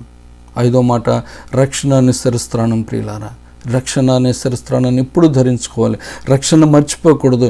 ఏవి పరిస్థితుల నుంచి మనం రక్షించబడ్డాము, ఎలాంటి వారంగా ఉన్నప్పుడు ప్రభు మనం రక్షించాడు అని రక్షణను, రక్షణ సంబంధమైనటువంటి ఆ వాక్యాన్ని మనం మర్చిపోకూడదు. ఎందుకంటే రక్షణ సంబంధమైనటువంటి వాక్యము విశ్వాసి యొక్క మైండ్ అండ్ విజన్ కాపాడుతుంది ప్రియులారా. శిరస్త్రాణము మెదడును, అసలైన కంటిని ఏ విధంగా అయితే సంరక్షిస్తుందో ఈ రక్షణకు సంబంధించిన వాక్యము కూడా మన ఆలోచనను, మన దృష్టిని ఎప్పుడూ కాపాడుతుంది. అది మర్చిపోకుండా ఉండాలి. నువ్వు రక్షణను మర్చిపోతే దేవుని కృపను మర్చిపోయినట్టే. నువ్వు ఎంత ఘోరమైన పాపిగా ప్రవర్తించావు ఆ విషయాన్ని మర్చిపోయినట్టే. అంత ఘోరమైన పాపిగా ఉన్నప్పుడు కూడా దేవుడు ఎంత కృప చూపించాడు అన్న విషయాన్ని కూడా నువ్వు మర్చిపోయినట్టే. అందుచేత అది ఒక హెల్మెట్గా, నీ ఆలోచనలను కాపాడేదిగా, నీ కనుదృష్టిని కాపాడేదిగా, నీ ధ్యానాన్ని కాపాడేదిగా దేవుడు అనుగ్రహించినటువంటి ఆ రక్షణ వాక్యాన్ని నువ్వు శిరస్త్రాణంగా నువ్వు ధరించుకోవాలి ప్రియులారా. అది రక్షణ అనే శిరస్త్రాణాన్ని ధరించుకోవడం అంటే అదొక హెల్మెట్గా ఉండాలి ప్రియులారా. నీ ప్రయాణంలో, విశ్వాస ప్రయాణంలో అది కాపాడుతుంది. స్కూటర్ మీద, బైక్ మీద వెళ్ళే వ్యక్తికి ఒక హెల్మెట్ ఏ విధంగా అయితే తన హెడ్ని కాపాడుతుందో అదేవిధంగా రక్షణ అనేది ప్రతి విశ్వాసిని కూడా అనుదినము కాపాడుతుంది. ప్రతి దినము రక్షణను మర్చిపోకూడదు. ప్రతి దినము మనం రక్షించబడిన వారమని, క్రీస్తులోకి బాప్తిస్మం పొందిన వారమని మనం మర్చిపోకుండా రక్షణ సంబంధమైన వాక్యాన్ని నిరంతరము మనం మననం చేసుకుంటూ దేవుని కృపను మర్చిపోకుండా మనం సాగిపోవడమే రక్షణ అనే శిరస్త్రాణాన్ని మనం ధరించడం ప్రియులారా. అలాగే వాక్యం అనే ఖడ్గం, కత్తి ఉండాలి ప్రియులారా. అవసరమైతే శత్రువు మీద పడిపోతున్నప్పుడు ఈ ఖడ్గాన్ని తీసి మనం సంహరించేదిగా ఉండాలి ప్రియులారా. దేవుని వాక్యము ఖడ్గము, రెండంచులు కలిగినటువంటి ఖడ్గము, దాన్ని మనం ధరించుకుని ఉండాలి. ఆఖరి మాట, ద బ్యాటిల్ క్రై, యుద్ధ నాదము చేయాలి. క్రిస్టియన్ సోల్జర్స్ బ్యాటిల్ క్రై, క్రైస్తవ సైనికుని యొక్క యుద్ధనాదము, యుద్ధ స్వరం వినిపింప చేయాలి. అదే ప్రేయర్, ప్రార్థన ప్రియులారా.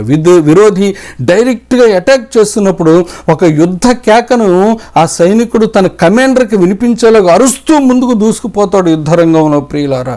అలాగే మన విరోధి అయినటువంటి సింహము లేక ఈ అపవాది గర్జించినప్పుడు యుద్ధ అరుపుతో రెస్పాండ్ అవ్వాలి మనం. అదే ఆత్మలో ప్రార్థన. మనం మన సుప్రీం కమాండర్ అయినటువంటి ప్రియులారా ప్రభువుకి చెప్పాలి, ప్రభు ఇదిగో విరోధి గర్జిస్తున్నాడు అని మనము ప్రభువుకి చెప్తున్నప్పుడు, అంటే ప్రార్థన చేస్తున్నప్పుడు ప్రియులారా ప్రభు మనకు సహాయం చేస్తాడు. మనకి దేవుని సహాయం కావాలంటే ఇలాంటి సమయంలో ఇలాంటి ప్రార్థన అవసరము. ప్రార్థన మనకు జయాన్నిస్తుంది. ప్రార్థనే మనకు ఒక యుద్ధనాదము, ప్రార్థనే మనకు యుద్ధ ధ్వని ప్రియులారా. ఈ పోరాటంలో మనం గెలుపొందాలి అంటే ఈ యుద్ధ ధ్వని ఎప్పుడూ ప్రభుకి వినిపింప చేస్తూ ఉండాలి.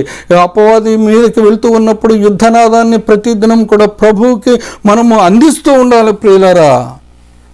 ప్రార్థనే మనకు జయాన్ని ఇస్తుంది. అందుకే 18వ వచనంలో అంటాడు అక్కడ, ఆత్మ వలన ప్రతి సమయమునందును ప్రతి విధమైన ప్రార్థనను విజ్ఞాపనను చేయండి, పట్టుదలతో విజ్ఞాపన చేయొచ్చు, మెలకువగా ఉండండి అని ఎఫెసీ 6:18 ఉన్నది ప్రియులారా. ఆత్మ యందు ప్రార్థన చేయాలి. ప్రార్థన యుద్ధనాదం ఇది ప్రియులారా. ఇది మర్చిపోకూడదు. ఇన్ని ఆయుధాలు ధరించుకుని ఉన్నా ప్రార్థన అనే ఈ ఆయుధాన్ని కూడా మనం ధరించుకోవాలి ప్రియులారా. చివరిగా పేతురు ఏమంటున్నాడంటే, మనం చదివిన మొదటి పేతురు పత్రిక 5:9 ఇలాంటి పోరాటాలు మీకే కాదయ్యా, లోకంలో ఇంతకు ముందున మీ సహోదరులకి కలిగాయి, మీ పితరులకి కలిగాయి, ఇప్పుడు కలుగుతూనే ఉన్నాయి. ఇలాంటి శ్రమలే నెరవేరుచున్నాయని ఎరిగి మెలకువగా ఉండండి అని ఉంది ప్రియులారా. నిజమే, మన పితరులు ఎందరో ఈ పోరాటం చేశారు. విశ్వాసమందు స్థిరులై ఈ ఆత్మీయ యుద్ధంలో విజేతలే విశ్వాస వీరులుగా హెబ్రీయులకు రాసిన పత్రికలో అక్కడ నిలిచిపోయారు ప్రియులారా. మనకి ఇవ్వబడిన గొప్ప సాక్షుల సమూహం అది. శ్రేష్టమైన పరలోక రాజ్యం సంపాదించుకోవడానికి వారు భూమి మీద చేసినటువంటి పోరాటం అంతా ఇంత కాదు ప్రియులారా. వారి విశ్వాసం అది ఎంత బలంగా జీవించారో మనకు తెలుసు. వాళ్ళు మనకు సాక్షులు ప్రియులారా. వాళ్ళు అపవాదిని జయించారు, లోకాన్ని జయించారు, శరీరాన్ని జయించారు, ఈ లోకేచ్ఛని జయించారు ప్రియులారా. శ్రేష్టమైన దేశం అక్కడ ఉన్నది, అది శాశ్వతమని దాని మీద దృష్టి పెట్టి మెలకువ కలిగి నిబ్బరమైన బుద్ధి కలిగి ఈ లోకాన్ని త్యజించారు ప్రియులారా. విశ్వాసం స్థిరులై జీవించారు. వారి విశ్వాస ప్రవర్తన ఫలాన్ని మనం అనుసరిస్తూ నడవాలి. కాబట్టి పేతురు అంటున్నాడు, మీరు కూడా విశ్వాసమందు స్థిరులై ఉండి మీ విరోధి అయిన అపవాదిని ఎదిరించండి, అప్పుడు వాడు మీ వద్ద నుంచి పారిపోతాడు, మీరు విజేతలే నిలుస్తారు అని ఉంది ప్రియులారా. మనం అపవాదిక గర్జనకు భయపడాల్సిన పని అస్సలు లేదు. ఎందుకు చెప్పనా, గర్జన మనకి ఎలాంటి హాని చేయదు. కారణం ఏంటంటే, యేసయ్య చేతిలో ఎప్పుడో వాడు ఓడిపోయినటువంటి శత్రువు, కోరలు పీకి వేయబడినటువంటి సింహము. వాడు గర్జన చేసిన గర్జనలకు భయపడిపోతే వాడు దగ్గర కూర్చొని మనం మింగేస్తాడేమో, కానీ వాడిని ఎదిరిస్తే ప్రియులారా, వాడిని ఎదిరిస్తే పారిపోయే శత్రువు అనే విషయాన్ని మర్చిపోకుండా మనము గమనించాలి. వాడు ఓడిపోయినటువంటి శత్రువు, వాడు తృణీకరించబడినటువంటి శత్రువు, వాడి కోసం అగ్నిగుండము సిద్ధము చేయబడినటువంటి శత్రువు, వాడి కోసమే అది. వాడి అనుచరులకి, వాడి యొక్క సంబంధులకి ప్రియులారా. అందుచేత అపవాది గర్జనలకు మనం భయపడాల్సిన అవసరం లేదు. కాబట్టి ప్రియమైన దేవుని సంఘమా, దేవుని చేతి కింద దీన మనస్కులై ఉందాము, మన చింతలన్నీ విడిచిపెడదాము, నిబ్బరమైన బుద్ధి కలిగి మెలకుగా ఉందాము. మన విరోధి అయినటువంటి అపవాదిని ఆ విషయంలో వివేకం కలిగి, జ్ఞానం కలిగి, మెలకువ కలిగి ఉందాము. విశ్వాసంలో స్థిరంగా ఉండి వాడిని ఎదిరిద్దాము. అటువంటి గొప్ప కృప పరిశుద్ధాత్మ దేవుడు మనకి అందరికీ దయచేయునుగాక. ఆమేన్.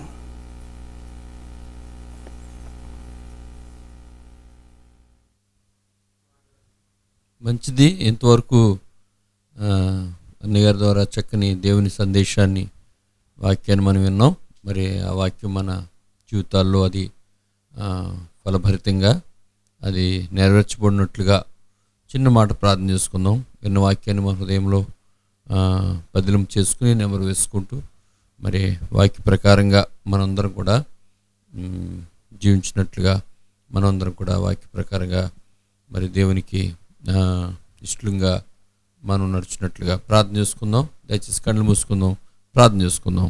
మహోన్నతుడా, సర్వశక్తుడా, మీ ఘనమైన శ్రేష్టమైన నామానికి స్తోత్రాలు తండ్రి. వందనాలు చేయించుకుని ప్రభా నాయన, ఇదిగో నన్ను కుమారుని మీరు నన్ను సిరుచాటు మరుగుపరుచుకుని మీరు ప్రభా మాకు అనుగ్రహించినటువంటి నాయన ఆత్మీయ సందేశాన్ని బట్టి మీ స్తోత్రాలు తండ్రి. వందనాలయ్యా.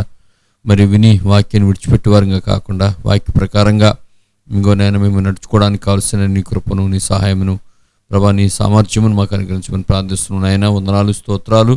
మరియు నేను ఇంతవరకు వాక్యం అందించిన నీ కుమారుడు వారి కుటుంబాన్ని ప్రత్యేకంగా దీవించి బలపరచండి. రాగల దినాలు ఇంకా ప్రభా నాయన తండ్రి నీ చేతిలో ఒక బలమైన సాధనంగా నేను మీ కొరకు వాడబడినట్లుగా మీ కృప అనుగ్రహించండి. ఇదిగా నేను ప్రభా మరెంతో శ్రద్ధగా నీ మాటలు ఆలకించిన, నీ మాటలు వినినటువంటి నీ ప్రియ బిడ్డలందరూ జ్ఞాపకం చూసుకోండి. ఒక్కొక్కరిని బలపరచండి నాయన ప్రభా. నీ కృపలో విశ్వాసంలో మీరు స్థిరపరచమని ప్రార్థిస్తూ మమ్మల్ని అందరినీ ప్రభా మీ కృపగల హస్తాలుగా అప్పగించుకుంటూ ఇంతవరకు నాయన పాటల ద్వారా, కీర్తన ద్వారా, వాక్యం ద్వారా మీరే మహిమ పొందుకున్నందుకు మీకు స్తోత్రాలు చెల్లించుకుంటూ యేసుక్రీస్తు నామములోనే స్తుతించి ప్రార్థించి వేడుకుంటున్నాం తండ్రి. ఆమేన్. మన పరమ తండ్రి అయిన దేవుని ప్రేమ, ఆయన కుమారుడైన యేసుక్రీస్తు వారికి కృప, పరిశుద్ధాత్మ దేవుని యొక్క అన్యోన్య సహవాసము కూడిన మనందరికీ, వాక్యం అందించిన తన కుమారుడి కుటుంబానికి, సార్వత్రిక సంఘమునకు సదాతోడే దీవించి నడిపించునుగాక. ఆమేన్. మంచిది. అందరికీ వందనాలు. మరి యథావిధిగా మంగళవారం, శుక్రవారం మందిరంలో స్త్రీల కూడిక, ప్రార్థన కూడిక జరుగుతుంది.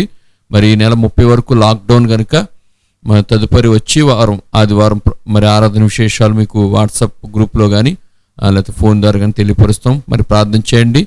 మరి ఆ విధంగా మరి దేవునికి సన్నిధిలో అందరం సాగిపోదాం. మరోసారి మీ అందరికీ కూడా ప్రభు పేరట వందనాలు తెలియజేస్తున్నాను.